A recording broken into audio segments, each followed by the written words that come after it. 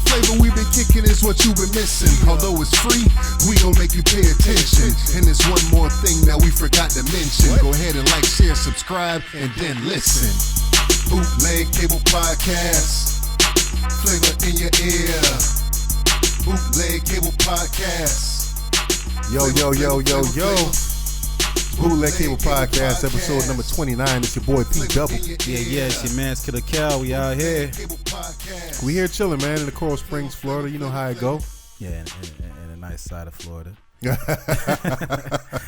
man. man. That's how we doing, man. But hey, man.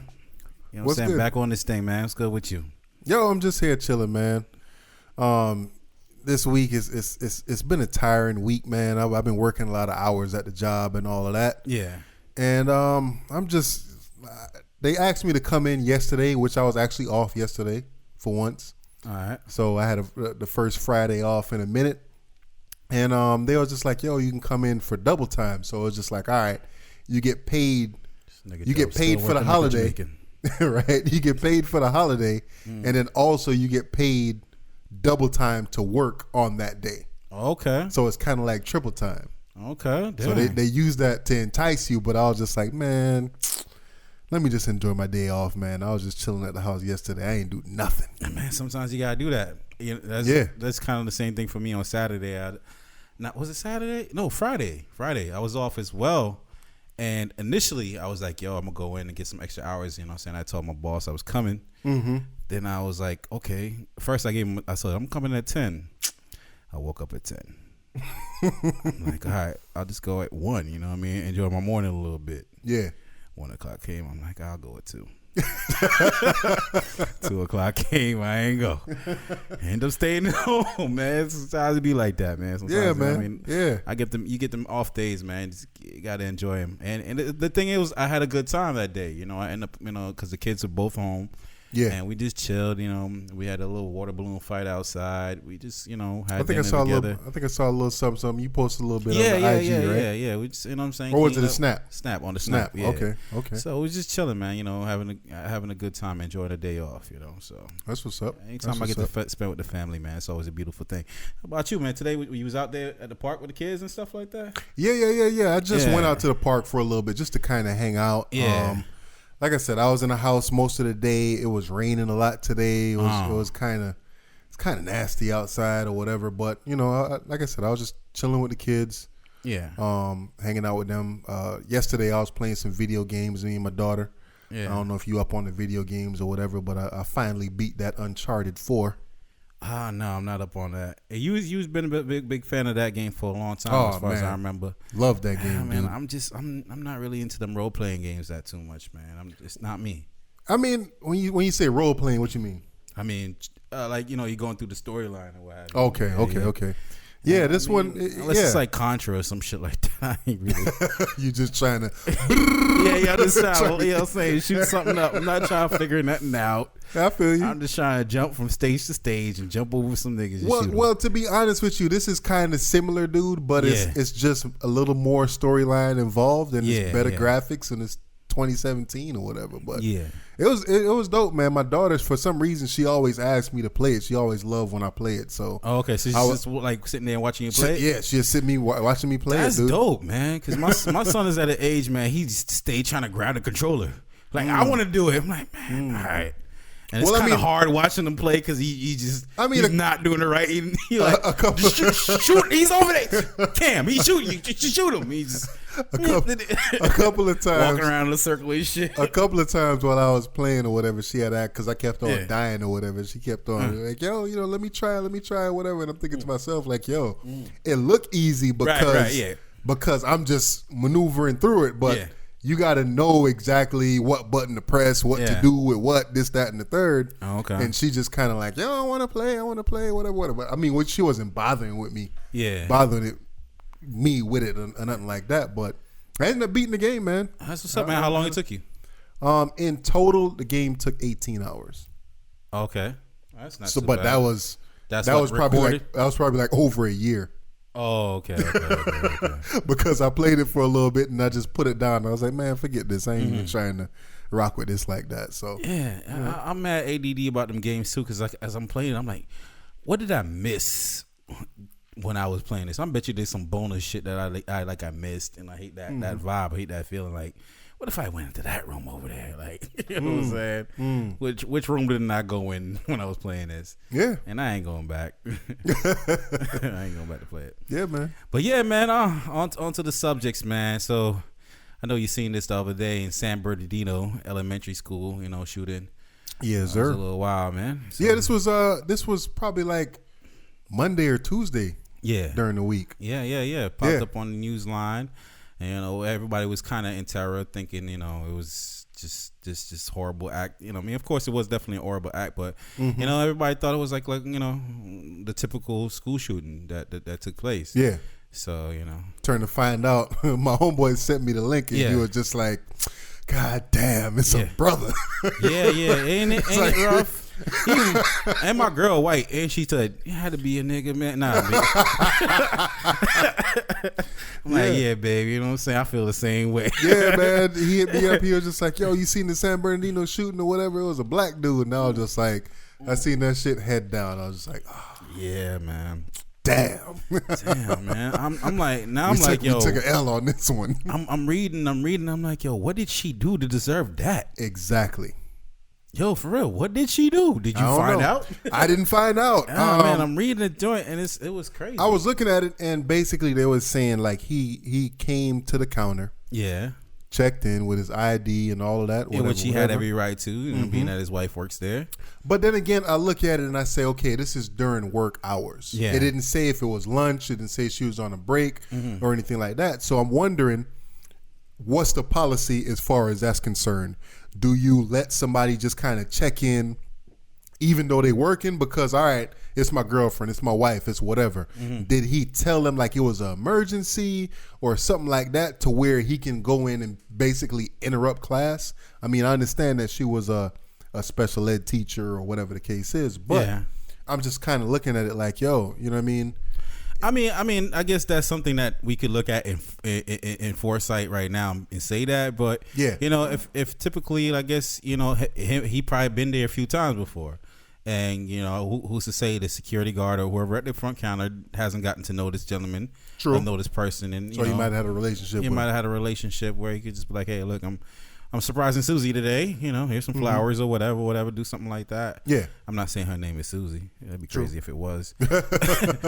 But and the two other kids that fell victim to in this situation. Like one died and one got injured. Yeah. I think it was. R.I.P. to the one that died. To them. My heart goes out to both of the families. Well, shoot, not even just the kids, man. The wife too. The wife too. Yeah. Cause the thing that get lost in all of this too is that when people see stuff like this that happen, they automatically go to the kids and they automatically go to the shooter. Right. They don't, you know what I mean? In this case, like if you think of what it was, Sandy Hook. Yeah. I think it was two or three adults that died in that as well. Right. And people don't really.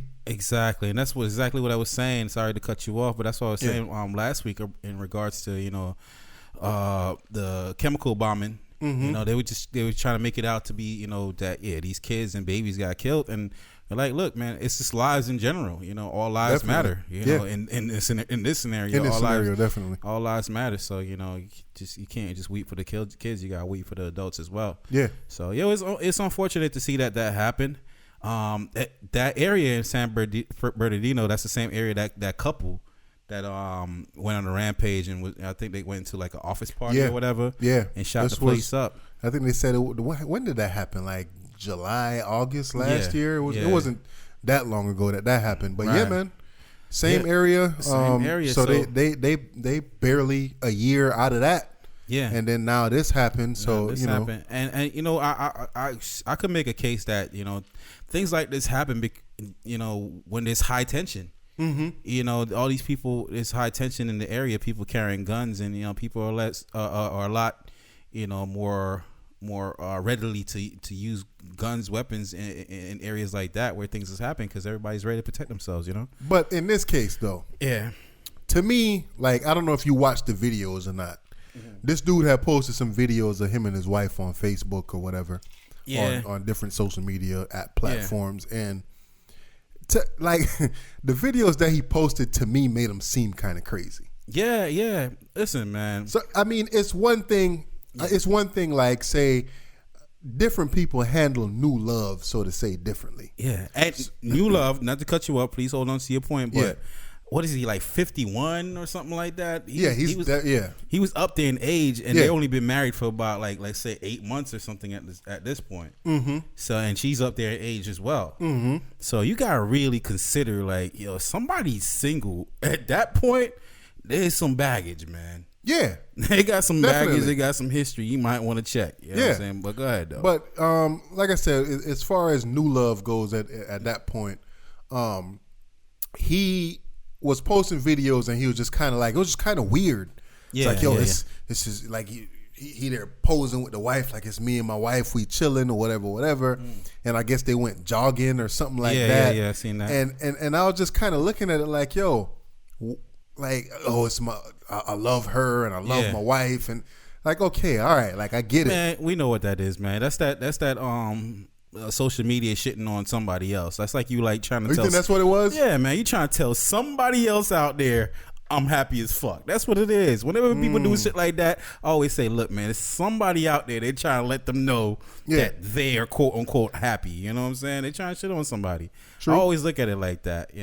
True. Yeah. I mean, I don't know. I just thought it was weird, and to me, he already fit the profile of somebody that was kind of doing that. Off of just the 2 videos that I saw, I was just kind of looking at them, and I don't know if in hindsight, they say hindsight is 20/20, or because he already killed himself, the situation is already over. I'm kind of looking at him already like, yo, man, this is a piece of shit for him to do this. Yeah. But at the same time, like I said, I'm looking at him like, why? I just never saw the need to do that. I never saw the need for me and my wife to get on social media and confess our love for fucking social media. Okay, so now outside of him being crazy, we know it's a crazy act for him to go in that school and shoot it up. Yeah. Putting those kids at harm. But if you had to guess, what could have been so devastating that you wanted to go that far to do that? I can't think of anything that devastating. Too soon. I can't think of anything that devastating. But the only thing I can think of is she probably gave the box away, man, and he found out about it. It had to be like you had to see video or something. Like you had to be something concrete enough to say she was giving blowjobs on IG Live. She Snapchatting that pussy, or FaceTiming that. I don't know. Cool. I don't know what it was. What it could have been. What could have happened for this dude to go ahead and kill this woman like that? Walking in the school mad casual. Work. Exactly. You know what I'm saying? And check in, do all of that, and murk her in front of her classroom like that. Like, nah, man. It couldn't wait. Like, it couldn't wait. Like, not that she deserved to die, but it could not wait. You know what? That's the same thing. I was talking to somebody about it. I was like, yo, you couldn't wait till she come home to do this? It couldn't wait. It has to happen now. On site. Right now. Like, that's crazy, man. I don't know. I have no idea, man. But, all right, on to the next subject, man. M.O.A.B. M.O.A.B. Mother of all bombs. Motherfucking. Yo, when I saw this title. Yeah. M.O.A.B. dropped on Afghanistan. Yeah. I was like, yo, this shit sound crazy. Yo, for real, didn't it? Like, M.O.A.B, man. Like, this guy hit with an M.O.A.B, fam. Like, I ain't never heard of an M.O.A.B till now. Like, why didn't I hear an M.O.A.B till now? You know what? I think I heard of it before. Yeah. But, like, I guess now is like the time, because we're a little bit older now. Yeah. We really pay attention to this shit now. Yeah. That's so true. When I heard of it, I was like, yo. And for those who don't know, I'm pretty. If you've been living on the rock, we're talking about the bomb that the U.S. dropped on Afghanistan to kill a couple of insurgents, ISIS, living on some channels in some mountains, some motherfucking where. So apparently this was the biggest bomb made, non-nuclear bomb made. But the crazy thing about it too is they said it was more popular, more powerful than the nuclear bomb that dropped on Hiroshima. I don't think. I mean, like, I was looking at it. How much square miles did this shit cover? A whole bunch. A whole bunch. What's a whole bunch? You got to tell me. Like, we're not gonna guess right now. They said. I think they said it. You can look it up while we talking about it. But yeah. But they were saying that I think it was at least 10 miles from where the bomb actually dropped. People was feeling that. Feeling what? Like the shock waves? Feeling the shock wave. But where blew up? How much space blew up? So 3 miles away from where the bomb dropped, some buildings collapsed. All right, cool. Then that's M.O.A.B. zone is doing some damage. Because I seen the aerial view, and I'm like, this kind of bitch. Them niggas had that joint in the back of the damn aircraft carrier. It was just looking like dog. It was looking like, you ever seen like on the internet or something, like some funny shit where niggas is driving like in a white van or some shit and just push a couch. Yeah. out the car. Like that's how I done did that a couple times. Shit, I'm moving. I want to get rid of this mattress. That's exactly off the back. That's how it was looking like. The niggas was like, yo, man, we don't want this couch no more, man. Just push the big ass M.O.A.B. out the back of the damn aircraft carrier. It's crazy, dog. And the parachute took it out. And that shit disconnected. Yeah. I'm like, yo, this is some sophisticated shit right here, man. Hey, yo, speaking of sophistication, man, I mean, like, I immediately, when I saw this bomb, man, I started thinking of the people that had to handle this motherfucker. Right? Wouldn't you be shook? My clumsy ass, man, I blew up fucking mad square miles on accident. Like, how do you know this shit is not gonna go off? Like, how do you know? I don't know. Like, how do you know? I'd have been shook handling that joint, man. Oh, for real, man. Like, you mean I gotta fly with this shit? For real, like, I gotta push it. It's like riding with a body in the trunk. I would guess they don't push out a couple of dummy bombs as a test run, but like, how do you know because it was just some shit they just pushed out the back. So how do you know how accurate this motherfucker was gonna be? Well, they say I guess basically the height that they drop it from. Yeah. They drop it from somewhere way up in the air, damn near space or whatever. Yeah. The parachute take because the video that we see is actually a test video. Oh, okay, yeah. So they do it like that, and I think they said it's either GPS guided or some kind of guided after it leaves the plane. So whatever it is, it's again pinpoint accuracy, kind of like the Tomahawk missiles that they dropped the other day. Yeah. So that's how they rock with it, man. And damn, man, U.S. is out here blowing shit up, man. Yeah, man. We out here wilding, man. Yeah.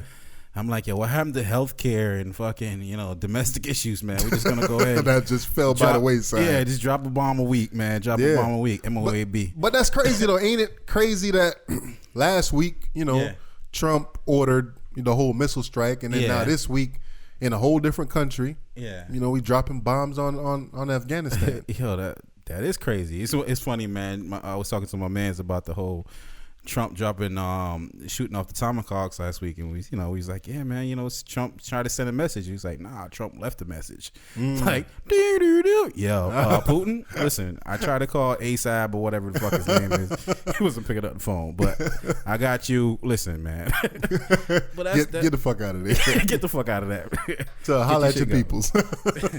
That's funny, man. But yeah, man, just the fact that he did that. Now, looking at that, right? Yeah. So we dropping the most powerful explosive bomb besides a nuclear bomb. And once again, they said that shit was more powerful than Hiroshima.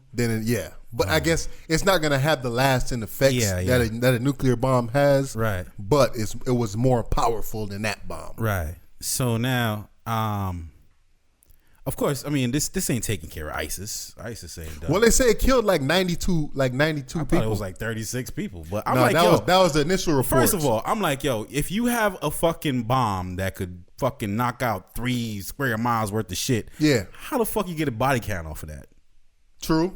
You know what I'm saying? Well, I guess the Afghan government, they do a body count, or they kind of do a missing persons pretty report. Pretty much. Like, yo, where's Hakdul Manakatala? Yeah, and I mean, oh, he ain't here. All right. And I mean, at the same time, they kind of knew exactly where they wanted to drop it. They knew how many people was there, whatever. So, but at the same time, I don't know. I mean, we just gonna have to take their word for it. They kill somebody. So we don't know. So between 30 something and 90 something people died. We don't know if anybody even fucking died. I don't know. Yeah. I don't know shit. Yeah, you're right. But you know, with all that, China, you know, it's kind of sketchy with China and all this, man.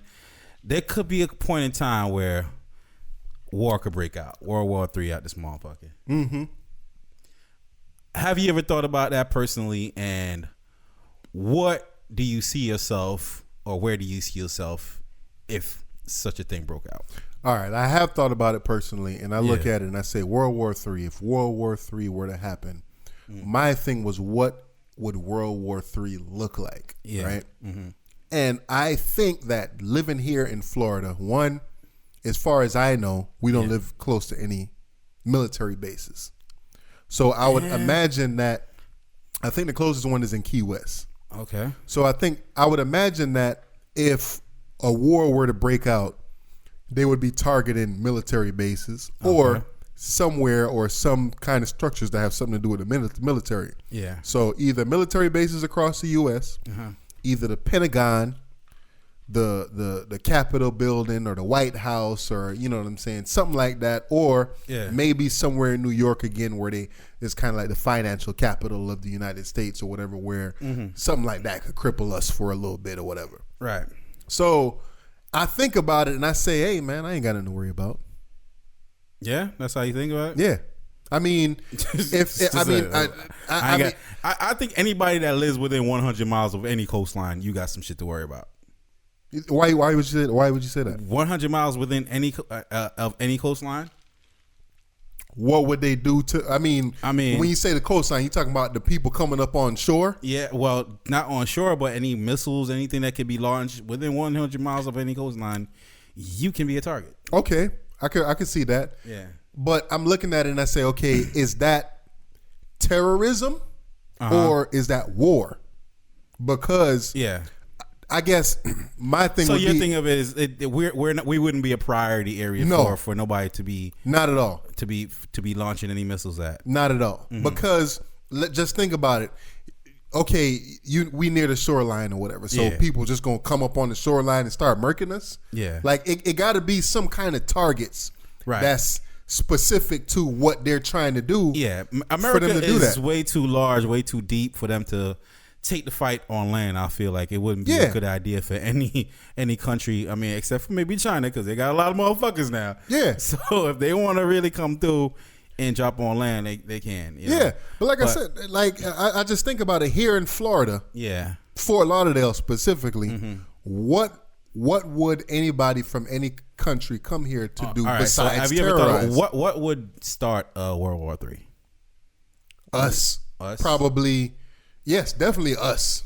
I think we doing some shit like what we doing over there in Afghanistan. Doing some shit, and then let's just say we dropped that bomb on Afghanistan and it blew up some innocent people, which I'm pretty sure some innocent people did die. Yeah, there's no way a bomb that large is gonna go off and no innocent people. You know what I mean? Yeah. But something like that would need to happen, and then an ally of Afghanistan would have to get pissed off about it. Like, I'm hearing North Korea was pissed off about the whole Afghan situation, and I think they might have been pissed off about Syria too. I don't know, but they just held like a big ass march, big ass show of power. They was marching through the streets. They had mad missiles and whatever, and they basically threatened us, I think, a couple of times in the last week. So they were saying that they're gonna send some nukes our way. Messages too. Yeah, saying that they're gonna send nukes our way. Yeah. Oh, so they're just talking shit then. Oh hell yeah. Well, let me not fucking instigate North Korea. Don't listen to me, North Korea. I'm fucking playing. I mean, I don't know. They might be able to do it, but from what I'm hearing, they don't have the capabilities to reach us from North Korea though. Like, there's no way that they're gonna launch a missile from North Korea that's going to reach the United States, and we're not going to intercept it before it lands. It hits whatever target. That's true. But at the same time, look, I guess Dub is right. I'm not saying I guess. I really thought about what you said, and I've thought about it along those lines as well. What happened? I went blank on that. I don't know what happened. I think you should be good. Yeah. So I thought about it on those lines as well, and all I can say is, look, I was born in Jamaica, so I was born in the countryside, so I really know how to survive off the land and take care of myself off the grid. I just advise anybody out there, if you don't feel like you could survive off the grid, then you really need to start doing some soul searching and start doing some thinking about how you can personally survive off the grid. Yeah, because if you need to mobilize your family and get the fuck out of Dodge and do whatever you got to do to stay alive, like, you really need to consider these things. I'm not saying going as extreme as being like preppers and shit like that and start buying cans of foods and everything like that, but you really got to ask yourself an honest question: can I survive if everything was shut the fuck down right now? Yeah, definitely. I mean, at the end of the day, I think that we all need to be prepared for any kind of warfare. Just in case, what I mean. If you could find yourself training using a handgun, if you could find yourself learning to use a rifle or a knife or any kind of combat situation, try it. You know what I mean? Yeah, true. It won't hurt. Right. And I was talking to my mans about this too, and I was like, yo, you know what? What's funny is, like, I would rather, if some shit did pop off and the war did make it to our coastlines and our land, I would rather defend my family in war than running. I agree. Personally, I'll definitely want to get involved and fight that way. I mean, I ain't trying to go across seas and fight nobody and get involved in no shit like that. But if it's on soil, like, I'd rather rock with home team. Back to the question that you just asked me, as far as if they was to bring the war to us or whatever. Yeah. I mean, to be honest with you, it ain't much that I could do. I mean, I got guns or whatever. Yeah. But he ain't fighting off fucking soldiers with with a couple of handguns. Right. Like, that ain't gonna. And even in that situation, I mean, like, if you really think about it, like, if the shit did take place on land, like, yo, it's fucking purge out here. Like, there's no law left. So everybody's your enemy at this point. Oh, well.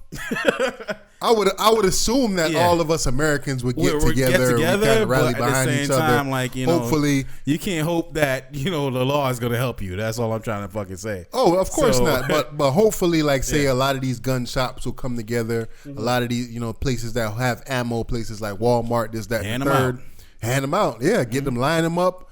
Give everybody a rifle, whatever. Like, yo, man, defend your country. And I assume that everybody that's here would be willing to do that. Yeah. Get the people that's scared, get them to safety, bring them to the schools or whatever. Yeah. And kind of come up with some kind of strategy. But strategy.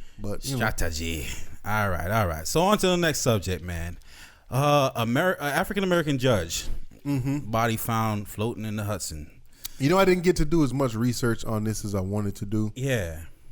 But not just her, but it was another judge that got killed, another black judge that got killed recently as well. Okay, so and I did do some research. So killed is air quotes for that. The one, I think the judge in Chicago got killed. The male. The male. Okay, so the female was found floating. But go ahead and educate me on that. as well, she was found floating in the Hudson. A couple blocks away from our house, maybe a block away from our house. She found floating in sweatsuit, and I mean, immediately when you told me about the story or whatever, I'm like, oh shit, yeah, this is some real shit. Gangsters is out here offing judges and shit. I'm like, what the fuck going on? And that's the same thing that came across my mind. So that's just to bring the audience, our bootleg cable listeners into the mentality of why we even, brought this up. So I'm like, what the fuck going on? Like, this is getting real out here. Like, this is movie shit.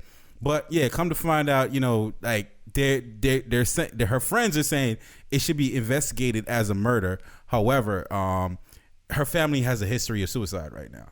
Her mother, and this was crazy to me, her mother killed herself at the age of 92. Wow. Well, you know what? They say, I read something about suicide before, and they said that the people up in that age, they bout that.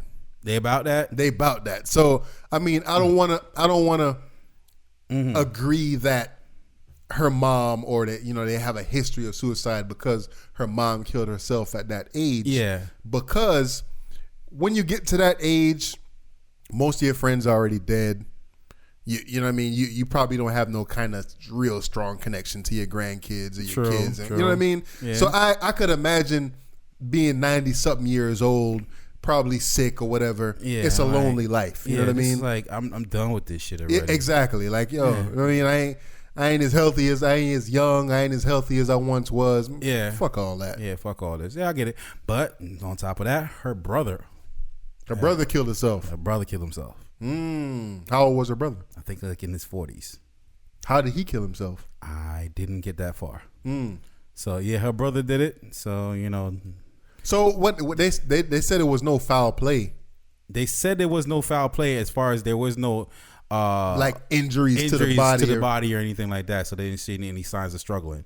So it just her body was found floating there. She had none of her personal belongings on her. She left her cell phone, her wallet, and everything at the job, which is also a couple blocks away from where she lived. And this is a neighborhood. This is a neighborhood she lived in for 40 years. And this is a neighborhood, according to one reporter who lives in the neighborhood for 20 years, said that this neighborhood went through a whole crack epidemic. So it was worse than it is now. Is basically what he was trying to say. Saying a couple brownstones. So to find that she survived all that, and everybody said she was still humble.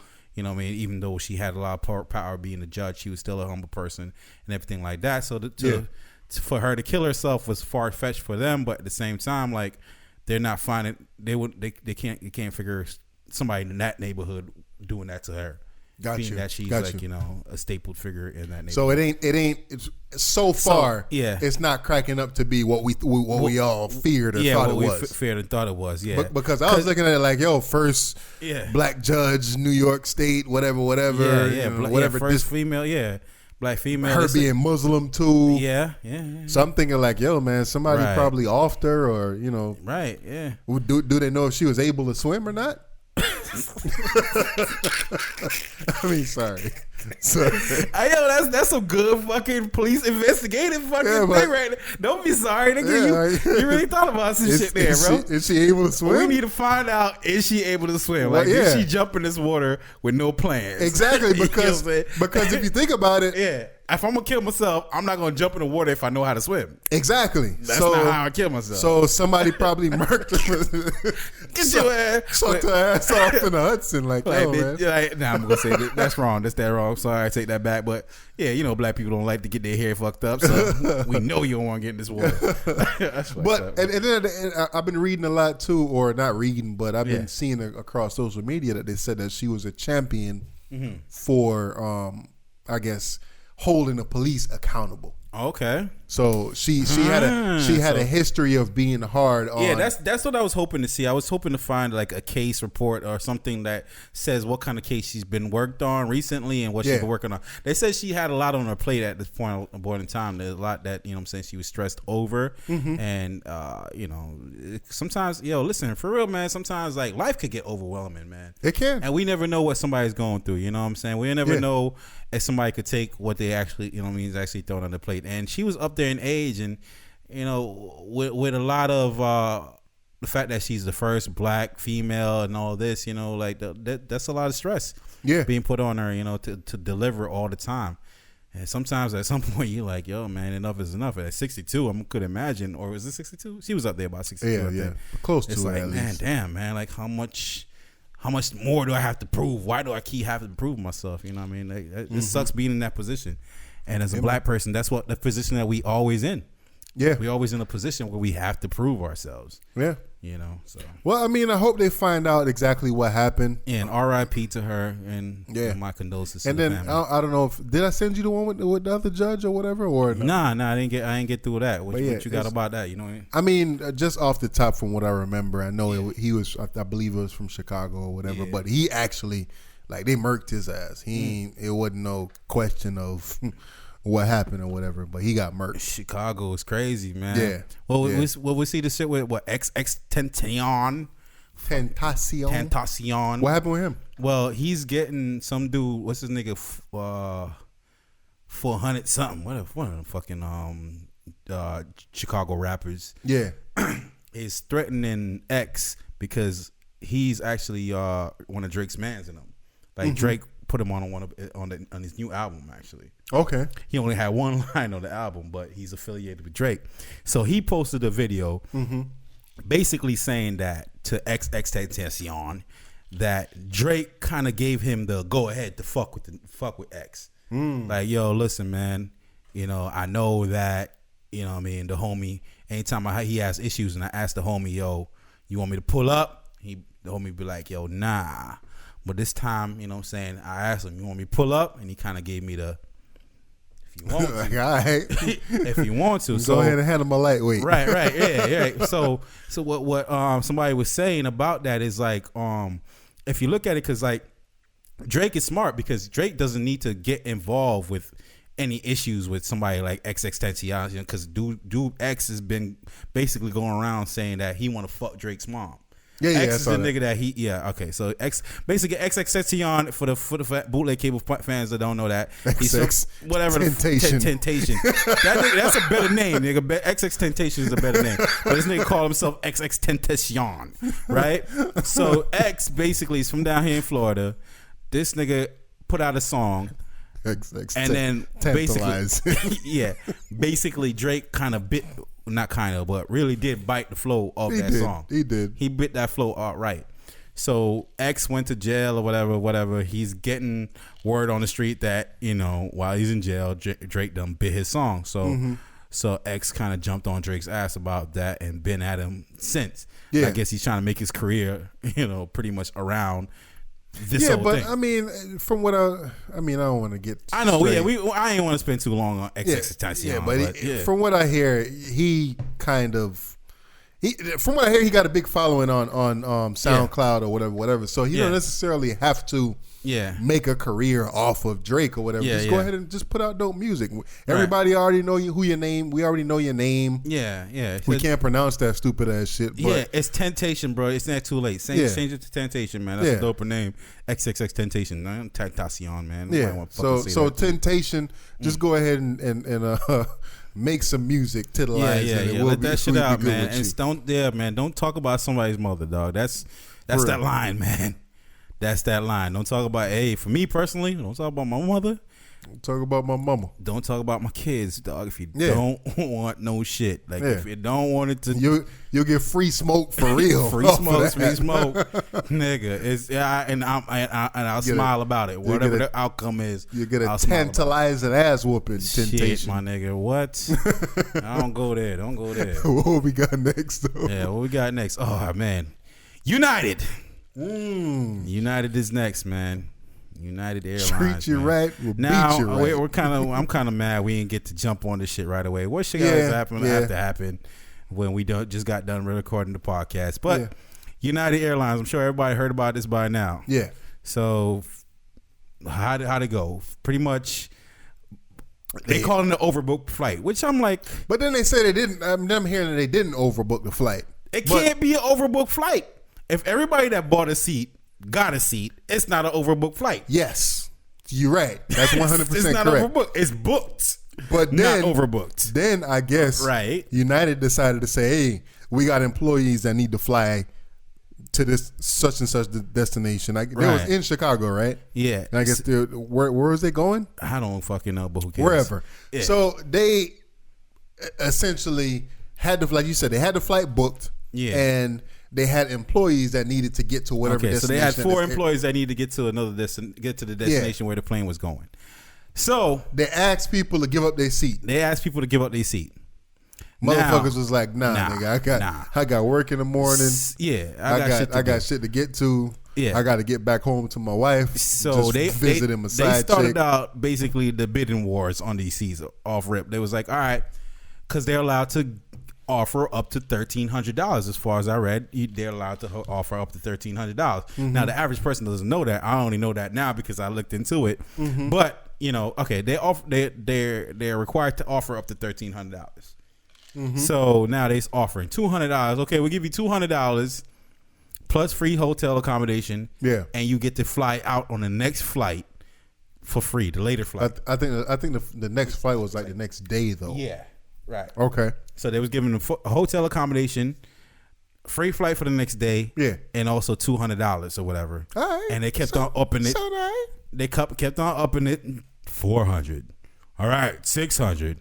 Okay, 800. 400. Get your ass out this even $400. Get your ass out this even $400. Sold to this motherfucker. So nobody was biting. Apparently nobody bit. Nobody held up the auction sticker. Now that really plays into how I would feel about the sword thing. Definitely. But nobody bit, right?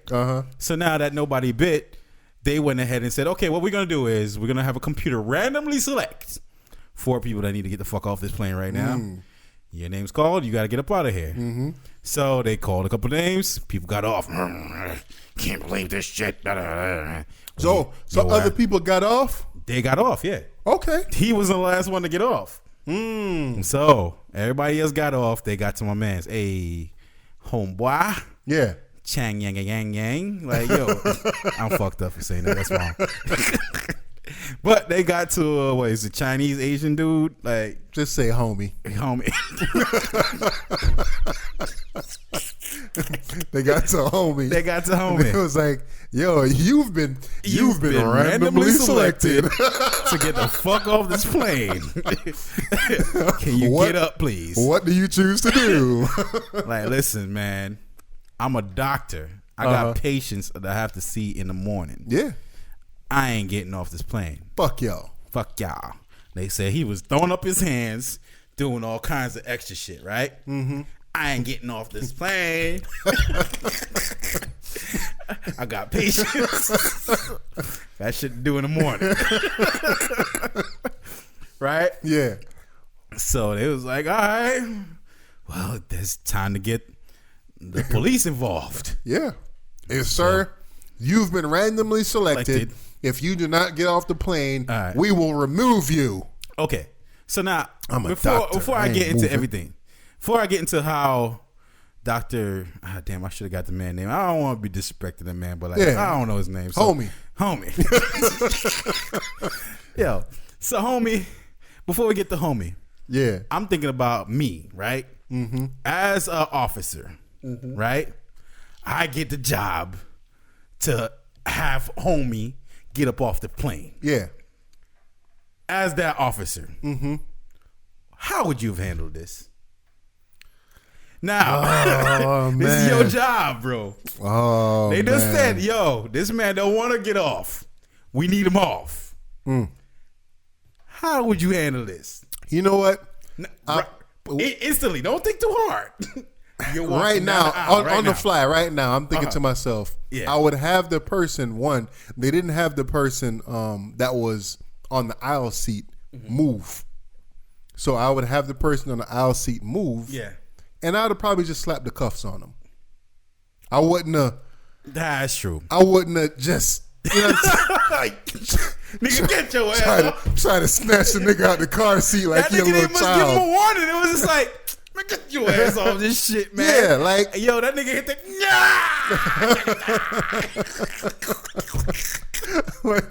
like yo, that nigga face hit the fucking chair, fucking armrest. Yeah. He was out. He was like, yeah, dude was asleep. Oh my god. Oh, well, look what you're doing. This is not right. And that too. Like, yo, why y'all crying now? Y'all ain't get off this motherfucking plane. Give up your seat for his ass there. Right? You see all this drama going down. You didn't get off this. Yes. Oh, my God. So they had people out there crying and carrying, oh, my God. And I'm like, yo, really? Ain't none of y'all got off that plane. Ain't none of y'all budge. Why one of y'all ain't swing on the officer as he was going down the aisle backwards? Exactly. Clock that nigga in the back of his head. Yeah, one dude was like, oh, good job, man. Good job. Hope you're proud of yourself. Good job. Yeah, good, man. You should have got your ass off the plane, man. Well, you know what I'm saying? I mean, I agree with him as far as him just kind of sticking up and saying, you know what, man? Yeah. I'm not giving up my seat. I respect him for doing that. Yeah, me too. Because of the fact that, because of the reason why, though. Yeah. And then I look at the situation, I say to myself, if this was me in that situation, that's why sometimes I look at all of these situations, different situations with officers and whatever. I say to myself, if this was me in that same situation, I'm glad, one, that it's not. But if it was, I feel like I would have went the fuck off. Yes. I would have been in jail. I don't believe that shit. I would have been either in jail or dead. Yeah. Because I'm fighting, dude. No, you would.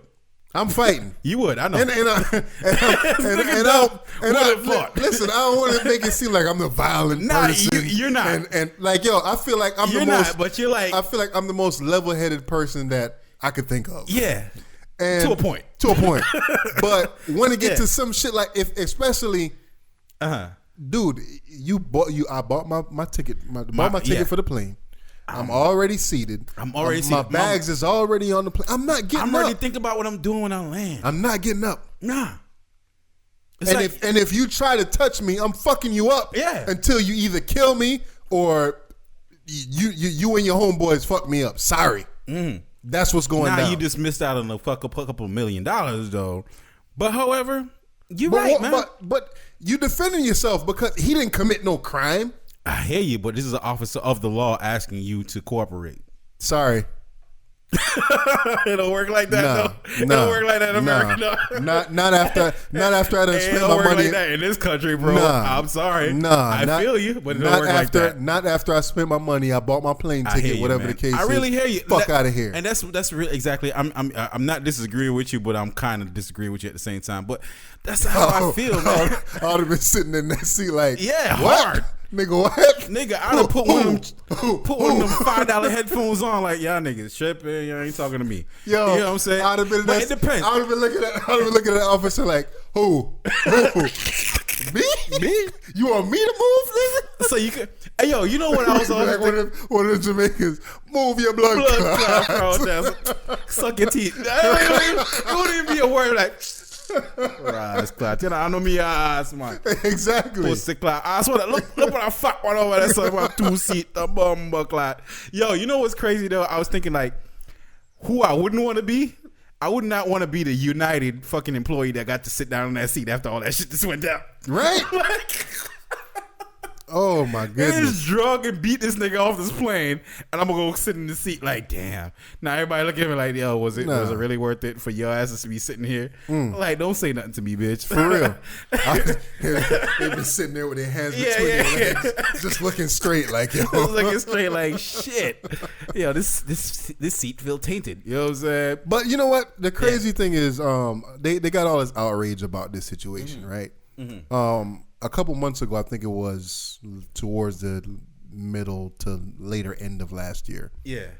There was a woman on a Delta flight that the same exact thing happened to. Right. But this one, I guess they said that she wasn't following certain procedures as far as, I guess, stowing away your luggage or whatever the case is. But it was the same situation. They drug her ass off the plane, same exact way. She was laying on her back. she was kind of big though. So the officers, they needed a little bit of help with it. It was like black, white, what? It was a black lady. Oh, okay. So they drug her halfway down the aisle, and he was just like. Like, you can help me out. Grab her legs. Like, yo, this bitch heavy. That's fucked up. But the thing is, with that situation though, nobody was screaming. Nobody was. Oh my god! How could you have done this? Why do you think that is? So she got random selected too? Nah, the different situation was that with her, they said it was because she didn't follow some kind of baggage procedures or whatever. She didn't stow away her luggage properly, or they probably told her to take the whatever from underneath her seat and put it in overhead, and she refused to do it. Just so y'all know out there, like these airlines have every right to do this shit though. They do. Now, I think what happens is when it's getting we in the video camera age where everybody got a camera phone and they can record it, they got to answer for some of the shit they do. I don't think they started doing this shit. They've been doing this shit. I feel it's just now it's being video recorded. True. Hey, yo, my man, Asian dude, Chinese dude, or homie, he did try to hit the race card.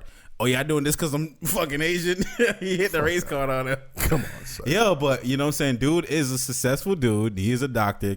Yeah, heard he came here from Vietnam in 75. Yeah, the man said, "Yo, this it was worse. I ran away from Vietnam on a boat, and this was worse than but that experience." You got to paint that narrative though of course, to make it seem like they're gonna play on everybody's strings right now. Yeah, and then even the lady that recorded it, I guess she was like pregnant or something, and she had her son. So she's X amount of weeks pregnant. She got her son in the seat.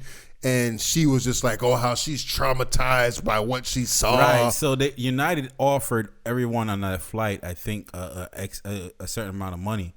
Or a free flight or some shit like that. But if he took it, you can't say shit about it. You promise not to sue. Fuck that. I'm suing, nigga. It's like, yo, man. I'm a part of this fucking class act. I'll give you you been to Africa before? Yeah. Hey, I'll give you a free flight to Egypt if you don't sue us. If it's not free flight for life, man. Niggas will be like, Egypt? Yo, free flight for life. Pyramids, nigga? Free flight for life for me and my family and hotel stay, and I would consider. You know what I'm saying? But that's wild, man. But they can do that shit. So for y'all, for those, the moral of the story is, you know what I'm saying, hold out for $1,300. That's the moral of the story. And they try to say, get up, like, listen, y'all have to offer me up to $1,300 and a free hotel stay and all that, and then I'll take it. I'm fighting, man. All right, so what else we got? We got United. What else we got here? Okay, all right.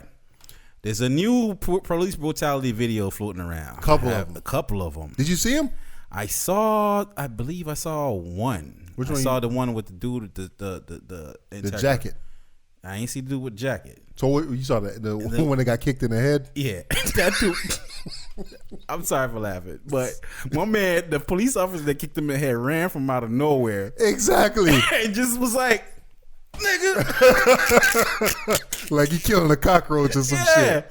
He just got over there and it's like, hold up, nigga. Like for no reason, just straight stomped on my man's head. All right, let's start with that one. All right, let's start with that one. Okay, we start with that one. All right, so that one now, I don't know the whole situation or whatever, but this seemed like some kind of traffic situation because right. So okay, wild shit is, according to the report, dude was driving, no tag on his vehicle. So he's driving like a 1994 Acura Integra, packing the back, not packing the back in the back of that. no packing the back in the back of that. But he had no license plate at all. Not even a cardboard in the back window that say lost tag. Niggas stole my shit. Nothing. He's changing lanes without using turn signals. And when they stop the vehicle, it smelled like some weed up in that. Switching through the lanes like me. So with all that going on, he gets pulled over. He's like, man, can I call my mama? Mama. They was like, look, man, get the fuck out of this car. Yeah, man. You got no tags.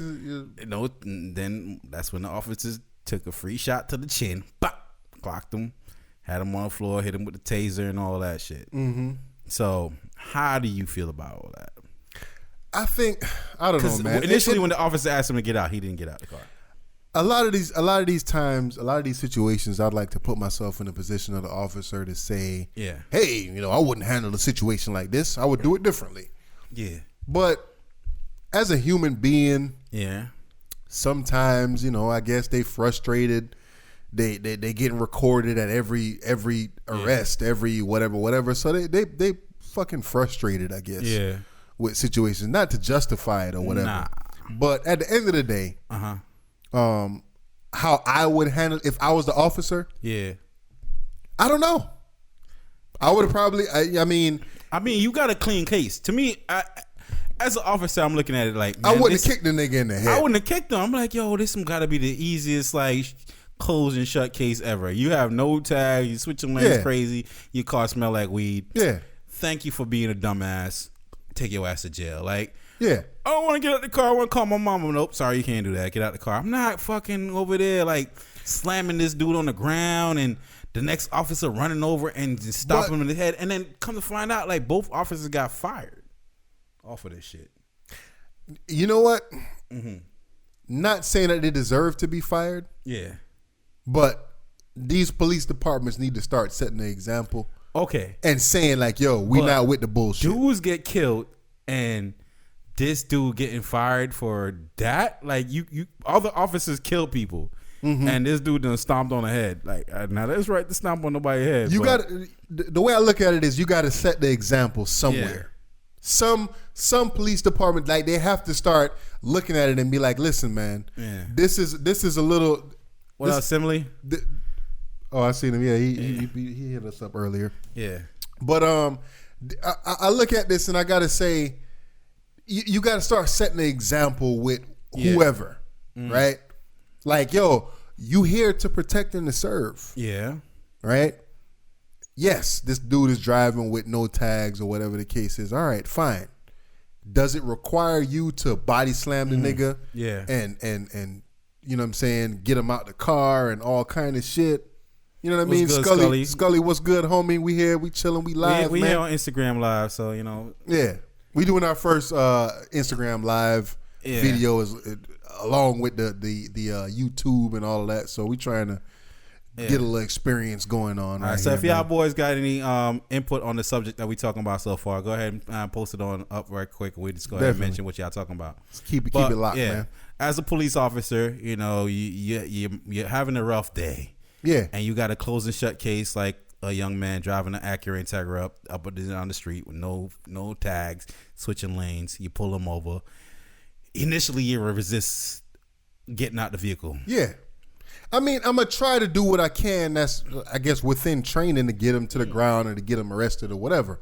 But like I said, looking at the video, they already had the dude on the ground. The one officer already had the situation controlled. Yeah. This other motherfucker come running, jumping over hurdles and shit. Like, like I gotta win the race, son. Right, yeah. This dude came with his slow ass out of nowhere and shit. And kicked the nigga in the head. For what? What we gonna do? Stomp? And stomp dude right up in the fucking head. That's crazy. 8-time stomp on him. All right, so what's the next scenario that happened? The next scenario was a jaywalker? Yes. So dude was jaywalker. Dude was jaywalking. I would have fucked that motherfucker up too. And from what I'm hearing in California, jaywalking is like a big situation. Yeah. So this nigga Scully laughing. So jaywalking is like a big deal in California. So this dude was walking across the street or whatever, and I guess whoever was in the car happened to see that cops had pulled him over or whatever. And I guess from what the person that experienced this shit, the victim of the situation, he was like, yo, the cops stopped me for jaywalking. I took off my jacket to let them know that I was unarmed because a lot of niggas been getting killed by unarmed cops. So he dropped his jacket. He was like, yo, I ain't got nothing in my pockets, whatever. The officer took that as he was dropping his jacket like he was ready for a fight. So I would have took that as a fucking fight side too. Nigga, you take off something, nigga, you want some drama, bro. Remember back in the days, niggas take their shirt off fuck, nigga. I never got that. Why y'all wait for the nigga to take his shirt off? I'm not waiting for that shirt to come off. Bro, you get so on right then and there. Hell yeah. If you see somebody take their shirt off, dog, they're ready for war, man. Yeah. I ain't never took my shirt off before I fought nobody. For real. It's on. Like, I'm not taking my shirt off. I see a nigga taking his shirt off. Like, you been here before, bro. I'm not waiting for this. I'm jumping on your ass right away. For real. Yeah, but like. So, he said he took his jacket off just to show them that, yo, I'm unarmed. And I kind of agree with that. So, the way he took his jacket off, it wasn't like, you know what I'm saying? Oh, nigga. So you saw the video? I saw the video. Have him taking the jacket off? Yeah. So has he taken the jacket off? What was he saying? You hear? Was it audio? You couldn't really hear what he was saying. You saw his mouth moving. You saw the officer mouth moving. Yeah. And it wasn't like he took his jacket off and went towards the officer or threw up a set or whatever. Yeah. He just took his jacket off and he was just kind of just standing there like, all right. You know what I'm saying? Like his hands was out. So and the officer was just kind of did the hand clap. He didn't hit the Nah, not at all. Oh, okay. So then the officer ran up on him and like grabbed him by the neck and tried to do like some kind of takedown or whatever, and threw the dude on the ground. Yeah. So you would think that, okay, if he was ready to fight, that's and crazy he took off his jacket. All you're saying right now, I actually did not watch the video. All right. But what I actually saw was the report, and according to the report, the narrative was that he enticed the person that got choked out, the we'll call it the victim in this scenario, homie, enticed the fight. Homie number 2. He said that he was trying to fight the officer. He wasn't trying to fight. He was standing right in front of him. Whoever reported this fucking saw the same shit you saw and then said that he was still trying to fight. I don't think that anybody said that he was trying to fight the officer. I think the officer said that he was trying to fight him. According to the report, they said that this young man tried to fight. You know what I'm saying? So I'm like, wow, really? That's crazy. I guess.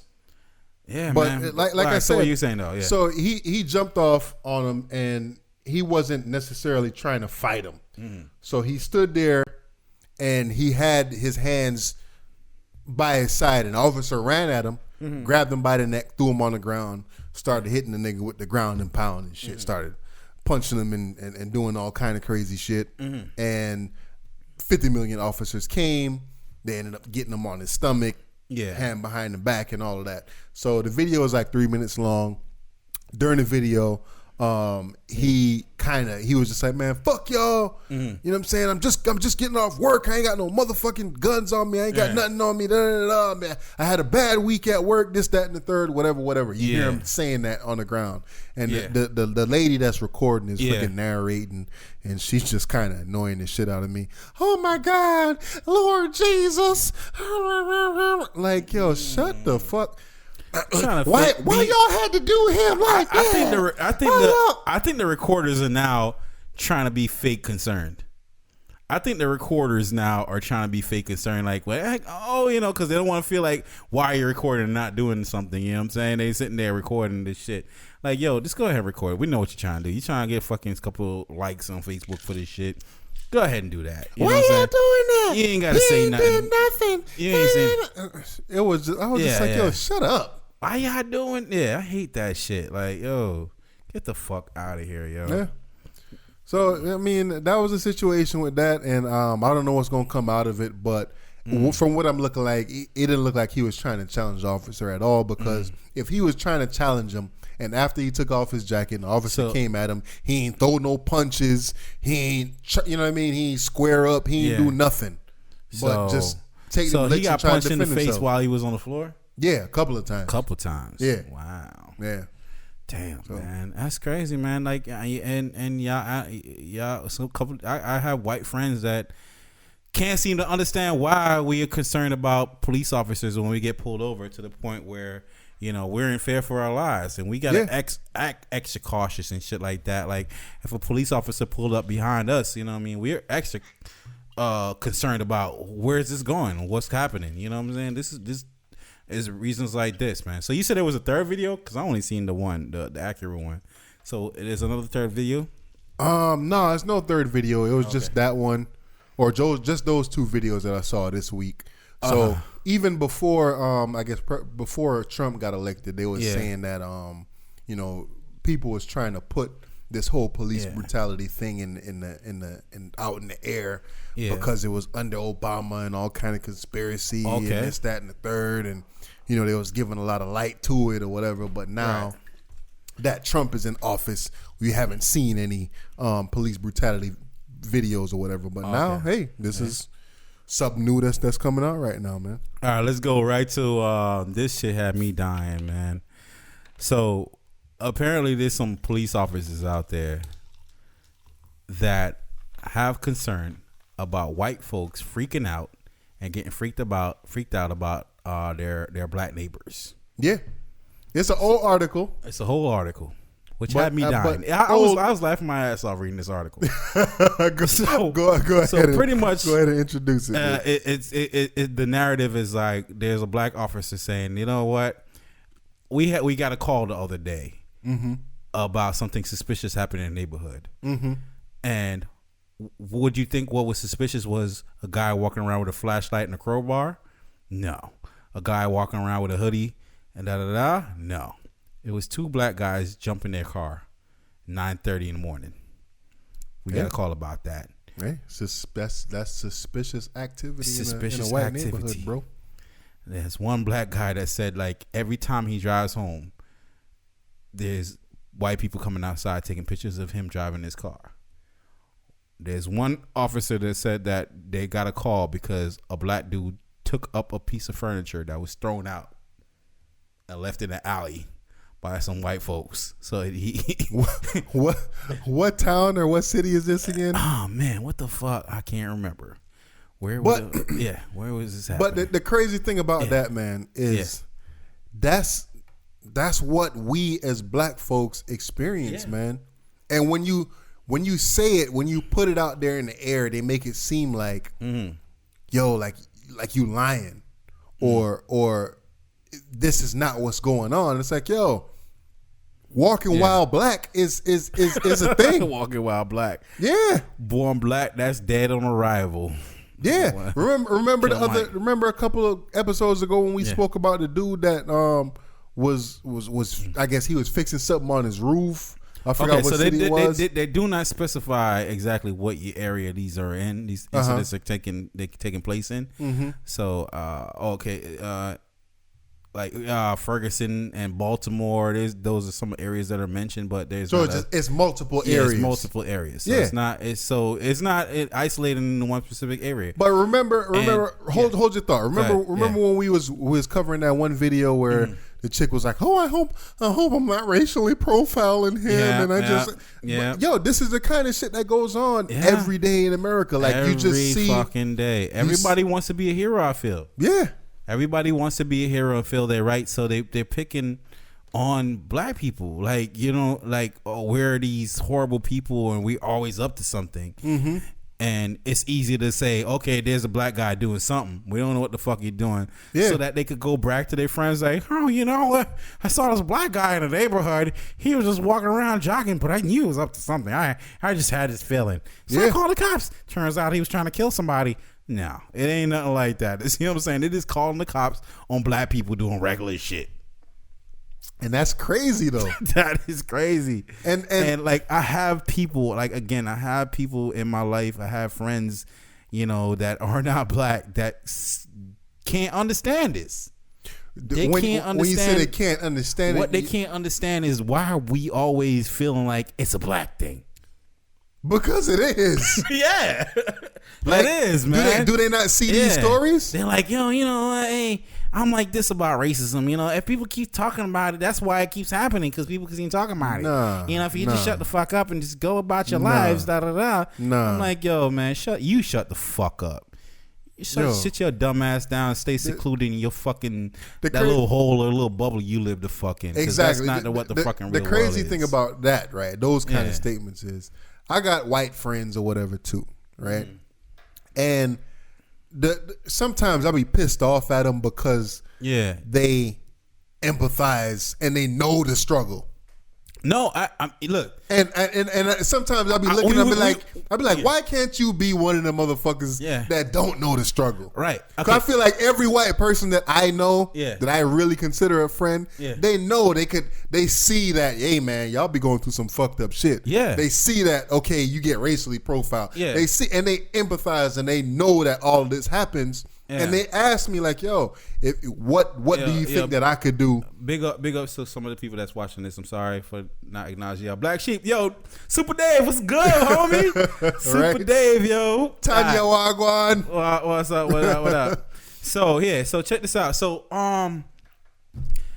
So this is something we didn't talk about, but there is a video made by the company that makes Scene, that made Hurt Bay video, and it was a two white black girl and a white girl talking. They were friends, and they're talking about their experience, the being a black female, and being a white female or whatever. And one of the comments the white female made that that I feel like a lot of white people feel like is like when they see a police officer. She said, "When I see a police officer, I feel safe." Yeah.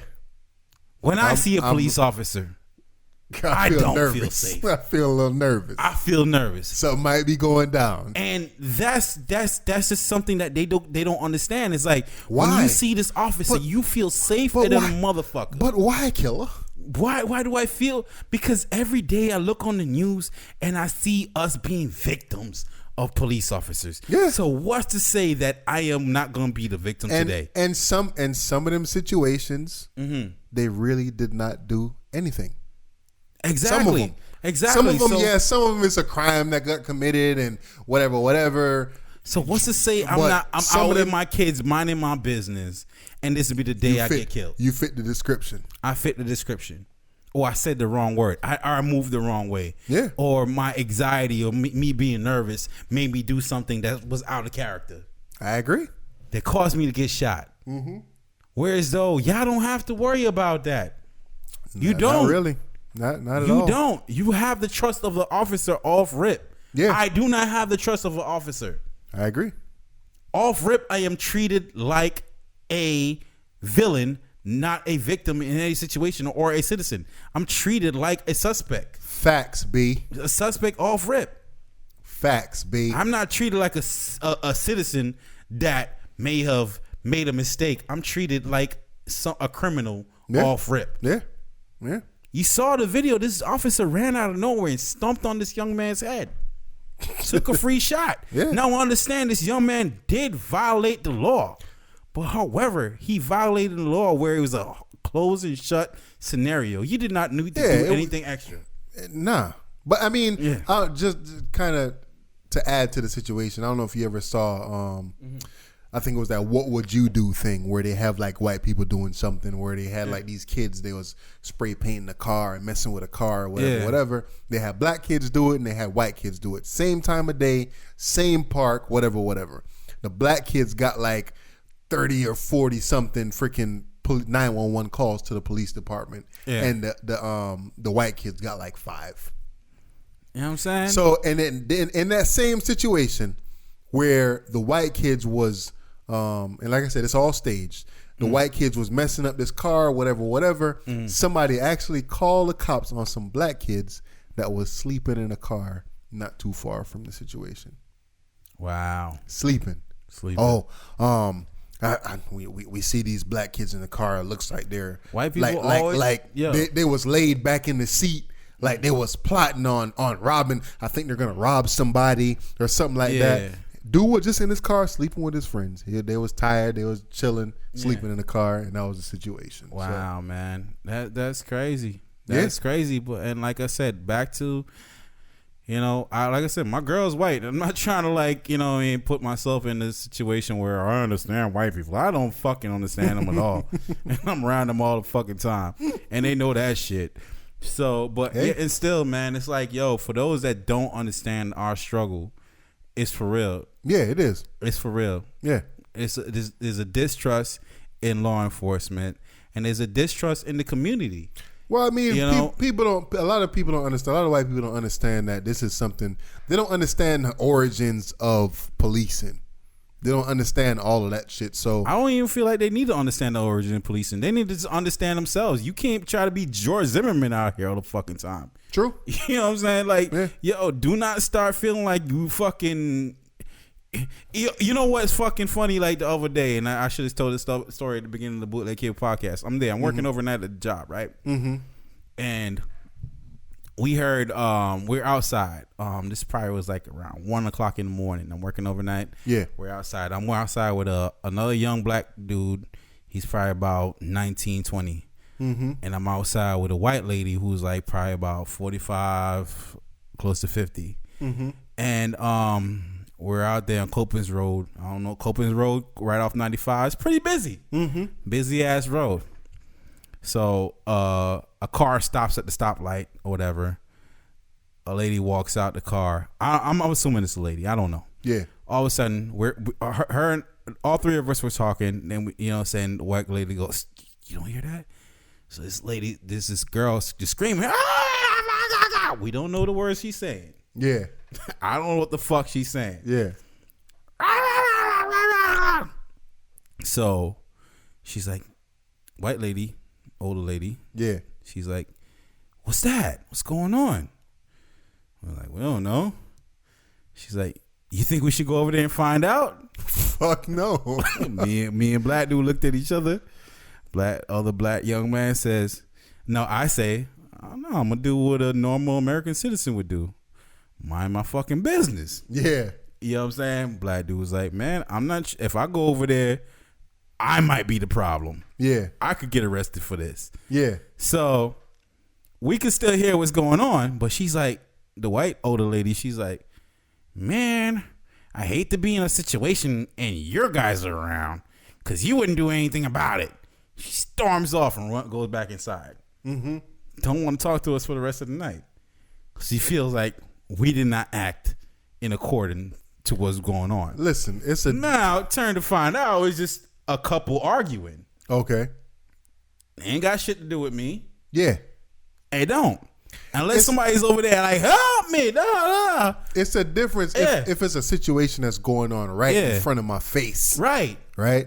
Yeah. But if we just kind of hearing what's going on, like, what do you expect me to do? Run out and be super nigga from last episode? Nigga. I ain't gonna be super nigga. I'm not going over there. I don't know. I'm at work. I don't know what this person has. Or what the fuck kind of shit, you know what I'm saying? I'm going over there and get myself killed for no fucking reason. Of course. Like, yo, I ain't hear no gunfire or nothing. Like, I'm minding my fucking business. And I'm not calling the cops because I don't know what the fuck going on. And regardless of what the fuck going on, it's 1 o'clock in the morning. Yeah. Oh, chances are, whatever drama she's in, she shouldn't have been out 1 o'clock in the morning. She didn't want to be in that drama. I agree. You know what I'm saying? I agree. So unless she's out there screaming for bloody help and bloody murder, I ain't going over there. I feel you. You know what I'm saying? But that's that. Like, she is not mad. Going down. She was literally mad and stormed off. She's like, I hate to have been in something. I've gotten involved before. And I'm like, so yo, go get involved. Go get involved. You probably got your ass whooped the last time you got involved. You know what I'm saying? I don't understand why they feel like they need to get involved in every fucking thing. Like everything is your business, man. Like Ashley said in Fresh Prince. Yeah. Just mind your business. Okay? Just mind your business. Oh, man. That's what we got next? Man. All right. So we got next is skip something. It's all good. Nah, it ain't skip nothing. So real quick. So we're gonna go jump on the playoffs, man. We got first of all, congratulations to Russell Westbrook, man. Yeah. Triple double on him. Yeah, how you feel about that? Yo, I don't know how to feel. I don't know how to feel because I'm like, there's some people are saying that, you know, the record was kind of like fake to where like other players kind of got out the way to let him get this. Come on, man. Yeah. So, all right. So I heard that. They were saying that his teammates or whatever would let him get the rebound. Right. Yeah.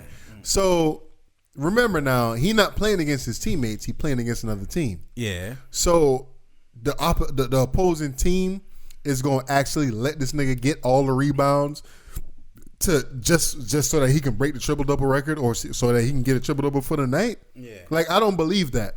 I know a lot of people talk about old school basketball versus new school basketball, whatever.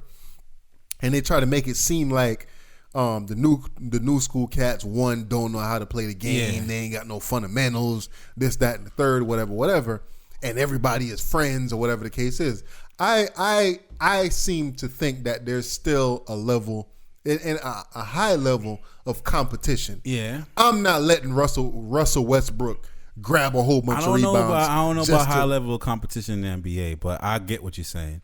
I think Russell himself is probably one of the most beast players out there playing the game right now. That competes each night. Say he's snatching the rebounds from his teammates rather than his teammates letting him get exactly. He would. Exactly. Fuck that, man. Go down the court. Yeah. Because a lot of the times I'll be watching the games, right? And I'm looking at fast break opportunities or whatever. And the crazy thing is my wife, she like watching basketball too. That's great, yeah. So me and her be watching the games or whatever, and niggas that get a rebound or whatever, I'll be like, yo, push it. Yeah. Fucking Russell Westbrook, he do the shit that I'm saying from my couch. Yeah. He's going. You know what I'm saying? He get that rebound and he gone. He gone. He driving in there. He's trying to make something happen. Exactly. Make something happen. And I'm like, all game too. Where does he get that from? I don't know where he get that. That is awesome, man. I don't know where he get that energy, dude. I don't know where you get that energy, but at the same time, pass some of that my way, man. Yeah, man, not for real, man. That energy's off the fucking charts, man. Mm-hmm. It's off the charts, man. And you know, it was crazy. It was like Derrick Rose used to be that too. Yes, he was that. Yes. He had that Russell Westbrook kind of game yes, until sir. he got injured. You know what I'm saying? But the difference is Russell got injured and Derek got injured, but Russell came back harder and still had the same kind of impact, man. Yeah, man. And I was talking to somebody and we was like, yo, like the competition in the NBA, you know what I'm saying, with all these NBA players being friends and shit, going on fucking, you know, going on yachts, taking vacations together and all that, you know. Yeah.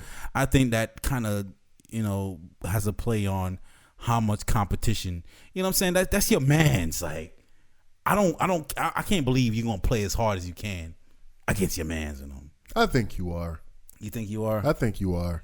At the end of the day, man, you're a professional athlete. And yes, that's your man's or whatever. I'm saying though, if you put in a situation where you might have counted yourself out a bit, you're like, all right, you know what I'm saying? I'm not going to go as hard on my man's because I don't feel like we could go all the way anyways. Shit, I'm going hard, nigga. Yeah? Nigga, if I'm playing for Cleveland and you playing for Golden State, homeboy, you my enemy for the playoffs. Yeah, man. Sorry, killer. I'm going at you, bro. I mean, yeah, so, yeah, and I'm telling you that. I hear you. You ain't got to tell me. You know what I'm Just saying? show Like, me. yo. Just show me. Like, yo, nigga, I'm coming for your neck. Yeah, man. Nah, we need more teams like the Spurs, man. I love that culture.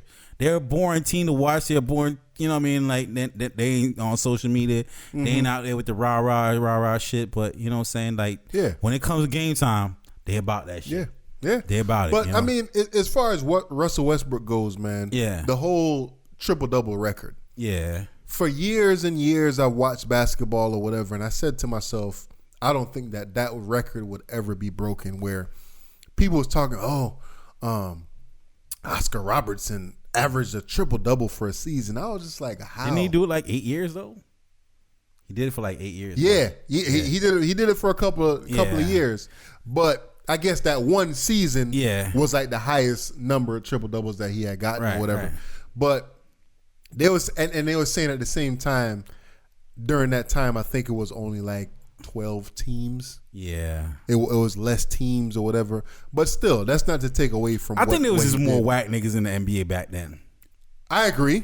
It definitely was a lot of whack niggas in there. Yeah, it was good niggas and it was a bunch of whack motherfuckers. Yeah, definitely. Yeah. But still, it's still a feat to accomplish. Mm-hmm. And a lot of people, especially our age, a little bit younger, a little bit older, have never seen this with their own eyes. Yeah. So I'm not sitting here saying that I've watched every single OKC game or whatever. Yeah. But definitely, it was good to see. I've seen a couple of OKC games this year, and it was good to see that the hustle in Westbrook that made him able to do what he did this season. Yeah. So I got to salute him for that shit. Yeah. Man. Salute to him. Definitely salute to him. You're an incredible player to watch. You know, it's entertaining every day to see the intensity on his face. Hell yeah. He don't give a fuck who he's playing against. He's going hard, and I love to see that, man. So shout out to, you know what I'm saying, Russell on that tip. But NBA playoff is up, man. So who do you got? I know we said it a couple podcasts ago, but like, you know, it's on and official now. So all right. In the East, or when you say who you got coming like, out, who you got in the finals? All right. Yeah. I think that it's going to be Golden State, Cleveland again. Yeah. But I think Toronto has a chance to upset Cleveland in the East. And I also think that Houston has the chance to upset Golden State in the West. Now, who I want to see, I would like to see LeBron get another championship, to be honest. Okay. So I'd like to see Cleveland win the whole thing. I definitely don't want Golden State to win it. I don't know why. I just don't like Golden State. So okay, so my pick is I would like to see Cleveland win the championship again this year, right? But I think that Toronto has a strong chance of upsetting Cleveland. I don't know if I think Toronto might have won today. I'm not sure. Mm-hmm. I know Cleveland won. They beat the Pacers. They beat the Pacers by a freaking 1 point. Their defense is garbage. Yeah. So I don't know if they can get it together during the playoffs or whatever. Yeah. But their defense is terrible right now. So okay. So for me personally, man, All right, first of all, I want to say shout out to the Miami Heat, man. Great job, great season. I know we didn't go all the way. I know that. But just to see, coming back from a losing record to go shut the fuck up. To go right there at 500. There was a bunch of nail biting games, there's a bunch of edge of the seat games. And it was hard fought all the way to the end, man. So, what I'm saying? Shout out to the Heat for that. But right now, man, I really don't I think Cleveland has some really good competition right now in the East. I think between the Hawks, who are playing good, you know what I'm saying, with Dwight Howard out there, and Celtics is balling right now. I don't think that the Celtics is good enough to beat them in a 7-game series. I don't. To be honest with you, I think out of all the teams in the East right now, I think that the Celtics is the weakest team to face the Cavs, even though they have the number one record in the East. Number one record. I respect them for getting the number one record, but we got to remember that this is the regular season. I don't think the Cavs got it figured out. I mean, we're riding on LeBron. It's hard to bet against LeBron, man. I get it. It is. I don't know. I think the Celtics really got a chance, man. I really do. Like I said, I give them the least chance out of anybody in the East. Mm-hmm. I give the highest chance to the Raptors. The second to the Wizards, and then the third, John Wall and them balling, man. Yeah, and then the third to Boston. Boston, and in the West, I give a high chance to the Spurs. I give the second highest chance. Let's go for playoff games today, as we're recording. But yeah. Like I said, LeBron them, they beat the Pacers by 1 today. Okay, and to me, they should be thrashing the Pacers. Yeah. But the boy PG-13 out there doing his thing. I respect Paul George for doing his thing. Yeah. Came back from that injury, still balling, still playing like an all-star. I don't know if I could. That's an injury like you saw on video. Like I'm pretty sure he saw himself get fucked up. And he's able to recover psychologically from that. He's having one of his best years ever. All right. So respect to Paul George. It's gonna be a good series. I think at the end of the day, Cleveland gonna come out or whatever. But like I said, as far as in the East, I think the highest chance, I give the Raptors the highest chance because they got Ibaka as a shot blocker, this, that, and the third. They got a good backcourt. If DeMar DeRozan play like an all-star, he'll be all right. If Kyle Lowry played to his ability, I think they definitely going to give Cleveland a run for their money. At the end of the day, like I said, I want to see LeBron get his 4th championship. Yeah. If Golden State and Cleveland match up again, who you got? Golden State and Cleveland match up again. I definitely got Cleveland. I want to see fucking Kevin Durant go home crying. I want to see his ass cry again. Yeah, I want to see the Kevin Durant cry face memes pop up now. Hell yeah. But yeah, man. So I decided to save the best for last before we got sport. We got into sports. I wanted to cover the sports first so we could save the best for last, man. Yeah. Kendrick Lamar, damn. It dropped. Was it damn? Yes. Damn sure it was damn. Yeah. What a fucking album, man. I sat right in here, man. Listened to that album 3 times in a row that night. Yeah? Yes, man. Alpha, what I sent you, or did you? Yo, you know what? I got Apple, so that link you sent me wasn't working out too well.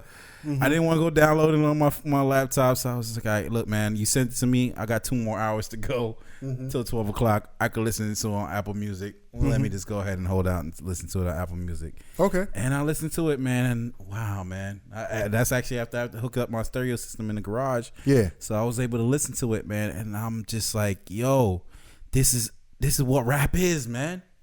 Okay. And I'm not gonna lie.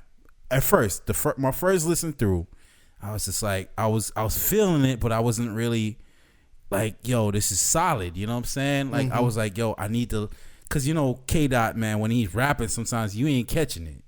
You're not. Yeah. So I was like, all right, the second time around, I'm gonna try to really focus on what he's saying. Yeah. And how his deliveries are coming across. And I was just like, wow, man. Just the fact that he had, you know what I'm saying, he had Kid Capri on there, shouting like a whole old fucking 1997 mixtape. Yeah. That whole vibe, the bass lines, you know what I'm saying, that was on the album, man. It just felt raw. All right, so I don't have the track list in front of me. I don't know if you can pull it up or whatever. Go ahead and pull it up. Yeah. All right. So as far as the track list goes, as I think about it, the songs. I'm gonna start off with the songs that I don't like. Yeah. So there's songs on there that you don't like. When I say I don't like them, it's songs that they just don't vibe with me. Not saying that they're not good songs. Yeah. I just don't vibe with them that hard. Right. So when I think about those songs, I think about Lust, Love, and Triple X. Okay, all right, real quick before we get into all that. Mm-hmm. First of all, Blood. What did you feel like that story was? That the metaphor. We get the surface level of what that metaphor is about, but like if you get deep about it, what do you feel like that metaphor was about? What did he start off? He said, I saw a blind lady. You know, she looked like she was looking for something. So as I recognized that, I walked across the street and I said, "Excuse me, ma'am, is there something I could help you find? You seem to have lost something. Is there something I could help you find?" Mm-hmm. And then her reply was, "Yeah, you did lose something. You lost your life. Bow." Mm-hmm. It was a gunshot. Yeah. So when I first listened to it, I was just like I kind of ducked. I was just like, yo, because I was in the car, right? Oh, okay. And I'm listening to it. I'm like, yo, like niggas is shooting. Like, what the fuck? Yeah. So I was like, where the fuck this came from? Yeah. One props to whoever did the audio for that shit. That shit is incredible. Mm. So even I was listening to it today and I heard the gunshot or whatever. But even with stuff like that, I feel like I said to you before, I got a little bit of ADD and I got a little OCD at the same time. Okay, yeah. When you're creative, that's how you are. Yeah. So when it comes to the ADD, I had ADD about listening to the intro. Well, why was that? Because it's not a song. Mm-hmm. So I heard it, but I didn't listen to it. You know what I'm saying?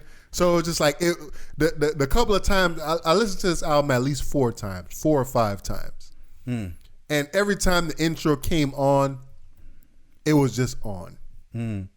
I can't really decipher the intro. I can't really say to you, hey man, this is what he meant by the intro. Blah blah blah blah. It was just on when I was listening to it. It wasn't something that was to me imperative to the album. I can't remember the rock and roll band. I really wish I should have Googled this shit before I looked into it. But there was a rock and roll band that came out with a song. It was like, "Is this real life or is this a fantasy?" I don't remember. That was a real familiar. Yeah, that was a really big hit song. I wish I could remember it. For somebody out there probably know what I'm talking about right there. But I really felt like he was trying to capture that moment for that song. 2, I felt like on the surface level of that metaphor, like it was just like, okay, you went over there to help somebody out there and he got shot for trying to help out somebody. I feel like on a deeper level, it was like him, all the pressure that's put on Kendrick Lamar to save hip hop. Yeah. You know what I'm saying? And he tried to put himself out there to help out, you know what I'm saying, artists like Big Sean, the Drakes out of the world. Yeah. And they end up fucking shitting on him. You know what I'm saying? For sticking his neck out there, for trying to help him. Because that's something that narrative right there kind of flowed through the whole album, where he just kind of like was like, I don't got trust for motherfuckers. And I don't trust niggas. Another narrative is ain't nobody praying for me. Ain't nobody praying for me. So that's what I'm saying. Like, and we heard the Troy Ave interview where Troy Ave personally said that Kendrick Lamar reached out to him. Yeah. You know what I'm saying? Yeah. So he's like, yo, I'm fucking trying to help niggas. He was calling niggas weirdos. Yeah, all that shit. Fuck you, Troy. But yet, you know what I'm saying? He kind of still shit on. He still didn't even apologize for calling the man a weirdo. Fuck Troy. You know what I'm saying? So for him to, you know what I'm saying, say, yo, ain't nobody praying for me. Like, you know what I'm saying? Sometimes I feel like that way to my personal self. Like, I know I got elders. I know I got my father who's very religious. My mother who's very religious. You know what I'm saying? You know, my aunties and all of them, I feel like they praying for me. But I could imagine how K-Dot's feeling where he's like, yo, my grandmother died. Ain't nobody praying for me. Yeah. You know what I'm saying? Who's praying for me? And I think religion like really translated throughout this album. Like, you know what I'm saying? His conflict. It definitely did. His conflict with religion. And I always give props to people that are brave enough to, you know what I'm saying, share their conflict with religion and what it is. And he really did that all the way through. He did. You know what I'm saying? Through the album. He even got Kid Capri to say, yo, what happens on earth, remember, stays on earth, you know? And, you know, that kind of message or whatever. But yeah, go ahead through the track list. My bad. So DNA. Yeah. DNA. We already know what that's about. Yeah, I think that he was just kind of talking about the contrast between what's in his DNA compared to everybody else. Is it? Or I really feel like he was... Okay, go ahead. Go ahead. What do you feel? I mean, that second verse, well, I don't even know what the fuck he was saying. But he went off on that motherfucker, dog. I always love when fucking Kendrick Lamar goes off, but I don't know. I could listen to that 1,000 times. I could not repeat what the fuck the man said. I mean, and if I could repeat it, I'd have to write it down. I couldn't fucking literally say it in the form that he did. To be honest with you, to me, Kendrick Lamar is one of the best rappers out right now. But he doesn't, to me, he doesn't really have quotables where it's just like, yeah, he's gonna hit you with them bars. Like, yo, you know what I'm saying? You heard this crazy line that Kendrick said. Nah, I think he does. I think. No, listen. Here's why I'm gonna say this. Okay. I think our brains aren't conditioned to understand. I don't think that's the case. You don't think so? I think that he falls in line with great storytellers. As far as like, I mean, I only heard him say one story, and that story was great. Indeed. Well, you talking about Duckworth? What the last story, the last song? Yeah, Duckworth was a Duckworth. Yeah. Duckworth. Well, to me, his whole first album was a story. Yeah. Okay. Yeah. You know what I'm saying? Mm-hmm. So I think when I say storytellers, I'm not talking about individual songs. Yeah. I'm thinking like as a whole, his albums tend to have like one collective situation going on, right? And he's able to, you know what I mean. What was the story? Shireen on the first album. Mm-hmm. I can't think of too many off the second album. I know it was a couple of stories on there as well. Yeah. But the second album I wasn't really feeling too much because it was kind of like elevated music to me, even though it's a classic. Yeah. I could admit it's a classic, but it's not an album that had like super replay value. Okay. So this one, back to DNA. I think that DNA, he was just kind of talking about the differences between what's in his DNA compared to everybody else.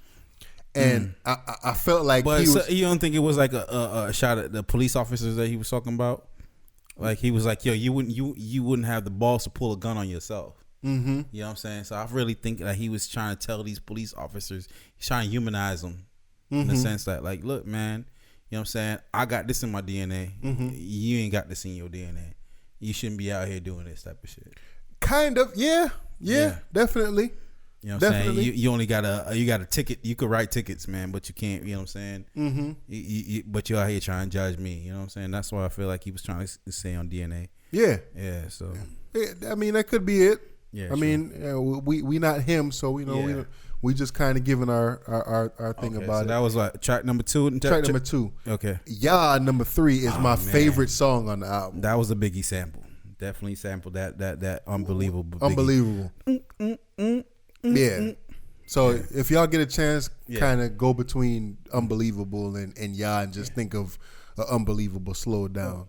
But once again, I mean, as far as memorizing the lines and stuff like that, if I had the lyrics in front of me, I'd have a better way to critique it or whatever the case is. But really and truly, dude, Yeah is like, to me, that boom bap sound. Yeah. And it's just... I just vibe with this song the most out of any song on the album. Yeah, because man, he took it to a time, man. He took it back to the 90s on this album. I felt like, you know what I'm saying, without being too 90s. You know what I'm saying? He had that raw feel, you know what I'm saying? Especially, like I said, introducing Kid Capri. This was the album where he kind of paid homage to Juvenile? Yeah. This was the song, I'm sorry. It was like, Y'all was that song, right? Yeah. You ain't think okay that hand. Yeah. So dude, Yeah is definitely my favorite song on this album. Element was another song produced by Mike Will Made It, which I didn't get the credits. I guess that's the difference between. So DNA was definitely what Mike Will Made It. Humble was Mike Will Made It, and I think Element was Mike Will Made It. Okay. Yeah. So Element, I think a lot of people is kind of hanging on to that line where he was kind of like, I slap a bitch nigga and I make you look sexy. Hey, listen. So, Element, I feel like Element as well as Fear. Oh, Fear, man. Is one of those tracks. So I know I'm kind of skipping around in here. Yeah, but that line he said in Fear, man, if I could roll Fear in a joint, I'll smoke it away. Yeah. I'll do that motherfucker right now. Like that. Yeah. That's deep right there. It is. I felt like he went like, all right, I think everybody in the world is everybody's an individual. Everybody thinks a little differently. Everybody thinks differently. And you are who you are. But I think the climate of what happens, you know what I'm saying, socially, what's happening, you know what I'm saying, politically and everything like that kind of affects us, even though we don't verbalize it as much. You see what I'm saying?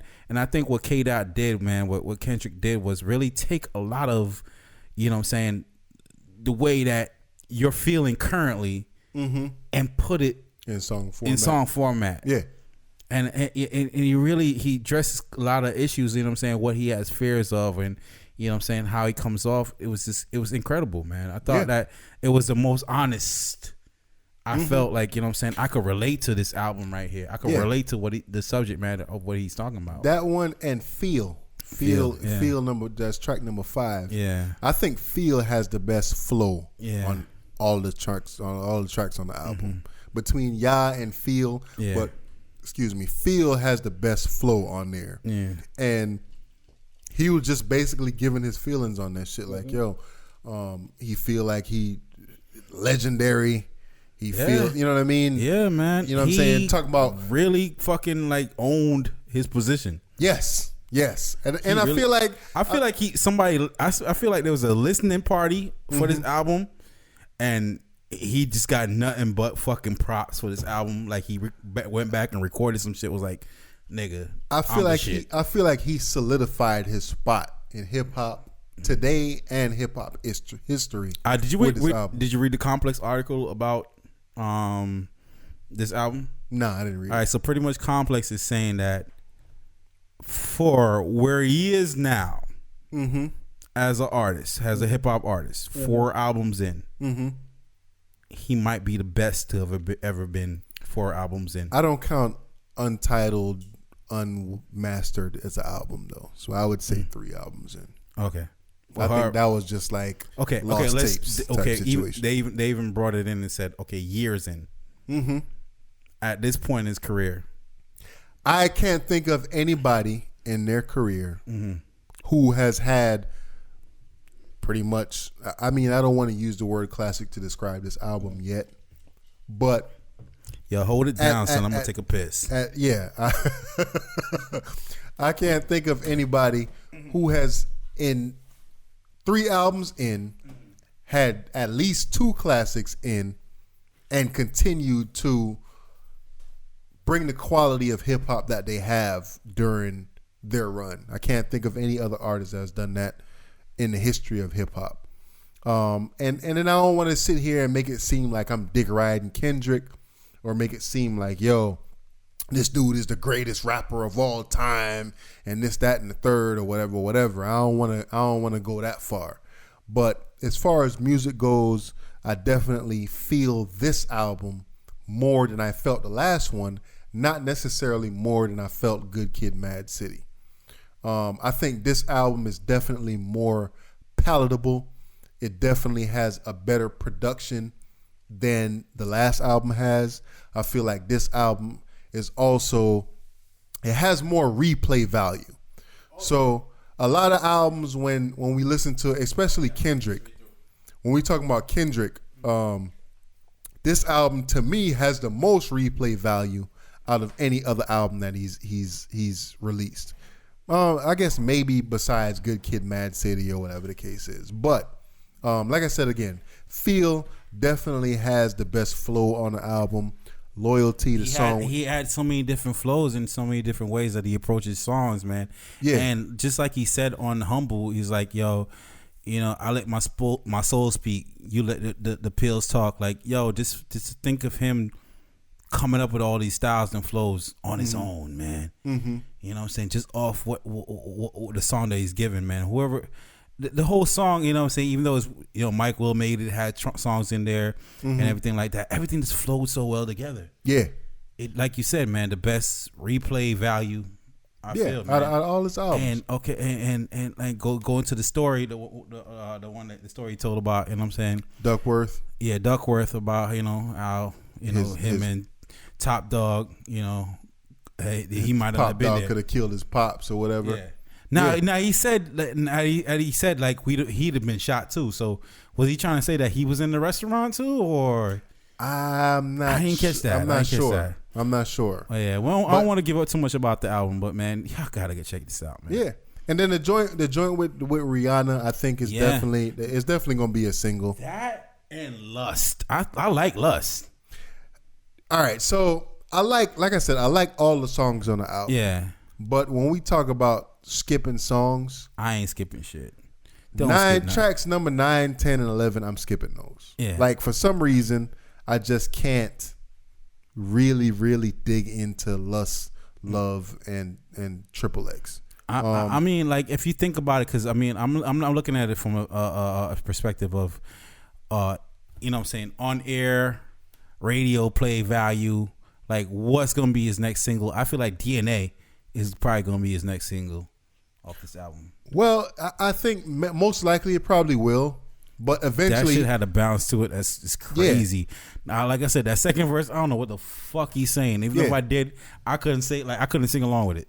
Eventually, he gonna release Loyalty too, the one with the joint with Rihanna. Yeah, of just course. Simply you know because she's Rihanna's on there. Yeah, and then you know what I'm saying, he shouted her out further on in the album. Like, you know what I'm saying. What song was that? I think it was on Fear. Well, Fear. Okay, yeah, where you're talking about her lawyer and the situation with that. But shit, man. I'm just happy to be privileged enough to, you know what I'm saying, listen to this album. And you know, I definitely like I said, man, I always look for music I could relate to. And just a lot of the conflicts that he was having in this album, you know, talking about his life, talking about his trust issues, talking about his fears, like we said, you know, and just talking about life experience in general, and then talking shit to these rappers, man. Like, yo, it all went, man.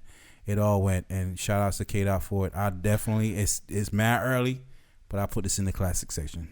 True. I mean, like I said, I don't want to call it yet because I would like to sit down with an album. It solidifies his position. Yes, it definitely does.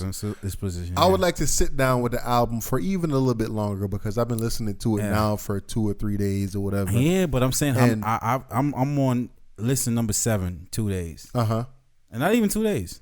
24 hours. I'm listening on number 7. Okay. So I'm fucking with it. I can't wait to work out to it. I can't wait to just drive to work. And with that being said, it's not too many albums that have kept my attention this year from front to back. Right. Yeah. Like you just said, it ain't those songs, tracks were 7, 8, 9 or 8, 9, and 10, whatever it was that I just said. It's not like, okay, yo, these songs is garbage and I can't listen to them. Yeah. I'm just saying that the other songs to me are so far above those songs that those are like. And I get that. You know what I mean? I get that. But I mean, I don't agree with you, but I get where you might be coming from with that. But like I said, man, I mean, if we compare it, and I hate to do this because I love J. Cole. J. Cole is one of my favorite artists as well, but J. Cole came out trying to basically saying he's about to change the game with this shit, with this album.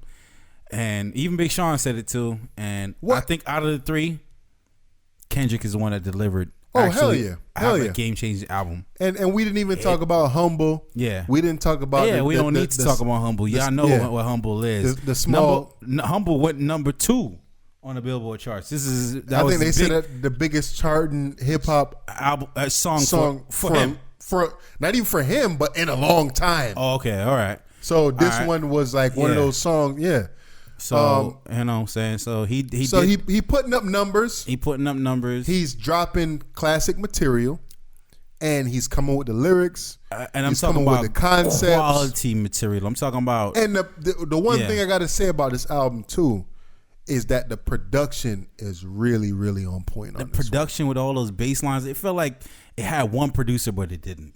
Yes.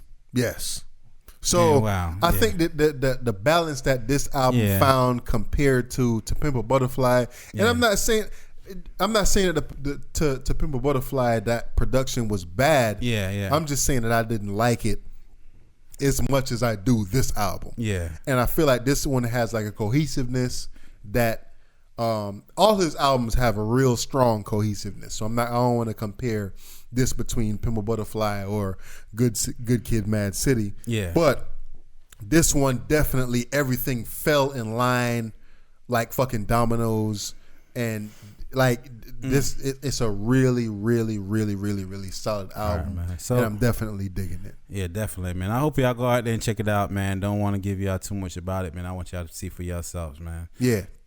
All right, so dope. So what you watching these days, man? All right, so I'm checking out this. Well, I checked out this this series on Netflix, and it's called 13 Reasons Why. Have you checked it out or any of it yet? Okay, so my girl really kind of showed me this like 2 days ago, and she's like, "Baby, I really want to watch this with you," and I really want to watch it with her too, but I haven't gotten a chance to check it out. So far as I understand, what it's like. Huh? Don't give me no spoiler alerts. I'm sorry, man. Man. So we fans out there. I'm gonna say, yo, check it out. I'm interested in checking it out. All right, so I'm just gonna give y'all a synopsis for those that ain't check it out. Hopefully, we getting kind of towards the end or whatever, and hopefully y'all made it this far. But 13 Reasons Why is basically a show about a young teenager that commits suicide, right? And basically what she does is that she makes these tapes. And I don't want to say she makes 13 tapes, but she makes 13 sides to different tapes. Yeah. And basically it's, I want to say 13 different people or somewhere between 10 and 13 different people that she kind of names that she gives the reasons why they contributed to her suicide. Oh, okay. So basically what happens is that the way the tapes are go ahead. The way the tapes are is that she made the tapes and she gave them to this one person, and this person starts with person number 1 and then goes all the way to 13. So person number 1 gets the tapes first. He or she listens to the tapes, and then he gives it to person number 2, and then person number 3, and then so on and so forth or whatever. And it kind of explains the reasons why it led to her killing herself. So have you ever felt, real question, that you played a role in somebody's not bullshit, but somebody's deep feelings about themselves? No. Nah. No. So you never felt like you could be a contributor of somebody's suicidal thoughts? I don't think so. Okay. But I remember when I was in middle school, right? I'm a shitbag. I have with them. When I was in middle school, right? I got my yearbook or whatever, and in middle school it was just like, yo, only girls could sign my yearbook. Only girls could sign my yearbook. I ain't want no dudes to sign my yearbook. Oh, that's smart, man. I wish I thought of that. Yeah, so I don't know why I thought that way. I know I wasn't graduating, so I didn't get one. No, but middle school, nigga. Oh, middle school, my bad. Middle school. Well, I kind of shared the same thing in high school too. Yeah. But middle school, 8th grade, I had a yearbook, and I was like, yo, I don't want no dudes to sign my yearbook, all females, whatever. So I got all females sign my yearbook.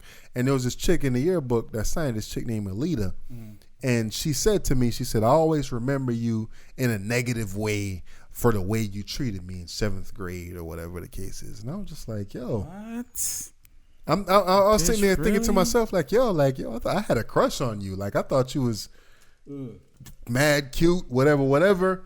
And according to her, I treated her bad when I was in middle school or whatever. And I never understood it. Like, I mean, I would love to catch up to her and kind of get a feel of how I was back then to make her say something like that. Yeah. But just to keep up with the theme or whatever, I don't know. I don't think I'd ever contribute to anybody. Okay. I don't say I've directly contributed to, but I know I'm a Virgo. I'm a fucking shitbag sometimes. So I sometimes I often wonder like how much role, because I know how to get in people's heads. So I often wonder how much of me is inside their thoughts. You know what I'm saying? Like, I mean, I've definitely been an asshole to quite a few people in my life, but I'm not females not and dudes to the alike. point. Like, I really know how to get in people's heads. So like, sometimes I often ask myself like, how much do I contribute to their fucking frustration? Yeah, not to the point where I would make a motherfucker want to kill himself. You know what I mean? I had, like I said, man, I had somebody that hit me with the like they was about to kill themselves shit. Yeah, I hit that because of you. Oh yeah, or you just contributed. I was a contributor. And I hit the wearing this line all rip. I was like, yo, listen, man, they over here tripping with the 13 Reasons Why though. Yeah. A lot of the contributors that she named. No, don't give it up. Don't give it up. I'm just saying, a lot of the contributors that she named in the show was kind of similar to what you just said. It wasn't like, yo, they did like mad crazy shit to her or whatever. But as you go through the show, everything kind of builds up. And then once you get to like around episode 10 or 11, it's 13 episodes. Once you get to around episode 10 or 11, it's just like, yo, I see exactly why she did what she did. Yeah, my homeboy is a dumbass. Real quick, this nigga just sent me a fucking text, right? He's like, yo, would you believe what kind of car fucking Isaiah Thomas's sister drives, right? I'm like, I don't know. Isaiah Thomas, the basketball player? The current basketball player. I'm watching a fucking podcast. I don't fucking know. So I was like, yo, nah, what? So this nigga sent me a picture of this. The car crashed. It's like, yo, son, that's like a Toyota fucking Camry. I'm like, nigga, it crashed. That's not how you fucking tell me about what the fuck just happened. Like, wow. You know what I'm saying? Like, no, nigga. Like, you tripping, man. Niggas so insensitive these days, man. Is she alive? Is she okay? Like, what the fuck? Like, yo, this is the kind of car she driving. Yeah, my bad. But yeah, I'm gonna check that out, man. I did just get done finish watching The Get Down. New season. I didn't see that one, so I gotta check that out. Yeah, it was good. I felt it was good. I don't know if everybody else has felt as good. Right. I see what they was trying to do. However, I do feel like it was a short season though. Something about it felt really like 7 short. episodes or something. Yeah. The first one was about that. It was about 6 or 7 episodes. So I feel like it needed more. Really, it was a continuation of the first season, so to say. Yeah, but I don't know if I want to wait a whole another year to fucking see what the fuck happens next. I watched that shit on the other day when I took off. Like, I watched it, the rest of it. It was done. Like, by the time I started watching it, like 12 and I was done. Like, yo, what the fuck? So I'm gonna check that one out. Yeah, what was good though. So 13 Reasons Why, definitely something I feel like I want to see. There's a couple good Netflix series out there, man. So you know, as I watch, there's a couple of good Netflix series and movies. If y'all get a chance, check out Burning Sands. Yeah, you saw that? Did you hear about that? This one is about dudes that's pledging for a fraternity and going through Hell Week. And I seen you with your Voltron toy though. Like, you got the Voltron for a little man? Yeah, man. You got it for yourself? No, I got it for him. Got it for him, man. He I guess he saw a commercial or whatever. He was like, "Daddy, I want a Voltron toy, whatever." And I was just like, shit, man. But all right, man. So we right there at about the 2-hour mark, folks, man. Yeah, we try to keep it. I'm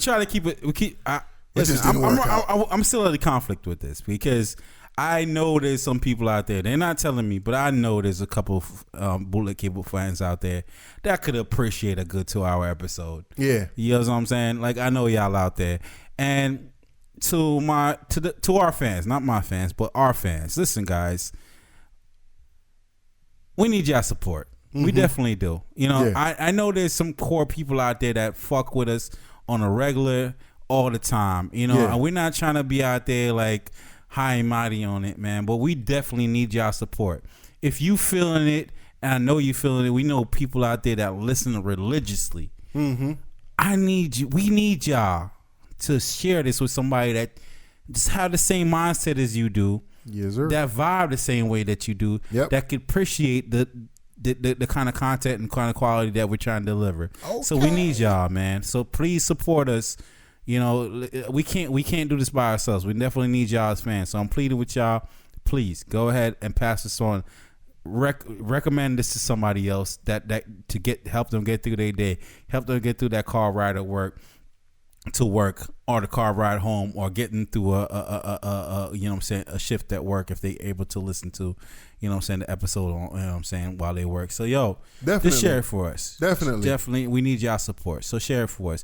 Hit them with the SoundCloud link. Tell them to please subscribe. If they subscribe, all they have to do is, once they subscribe, it will pop, the icon will pop up every time we drop a new episode. Subscribe on SoundCloud, subscribe on YouTube. We're gonna go ahead and pop it up on iTunes as well soon. So be on the lookout for that. So once again, man, thank y'all. We love y'all. Thank you for the support thus far, but please go ahead and share. Definitely, man. Killer already said it all, man. Yeah. Yeah, man. So we're gonna go ahead and sign off, man. How we say it? Bootleg Cable Podcast. You can't spell that. Something wrong with your ass. And yes, bootleg, but it ain't fake though. Ain't nothing fake about it. Yeah. Yeah.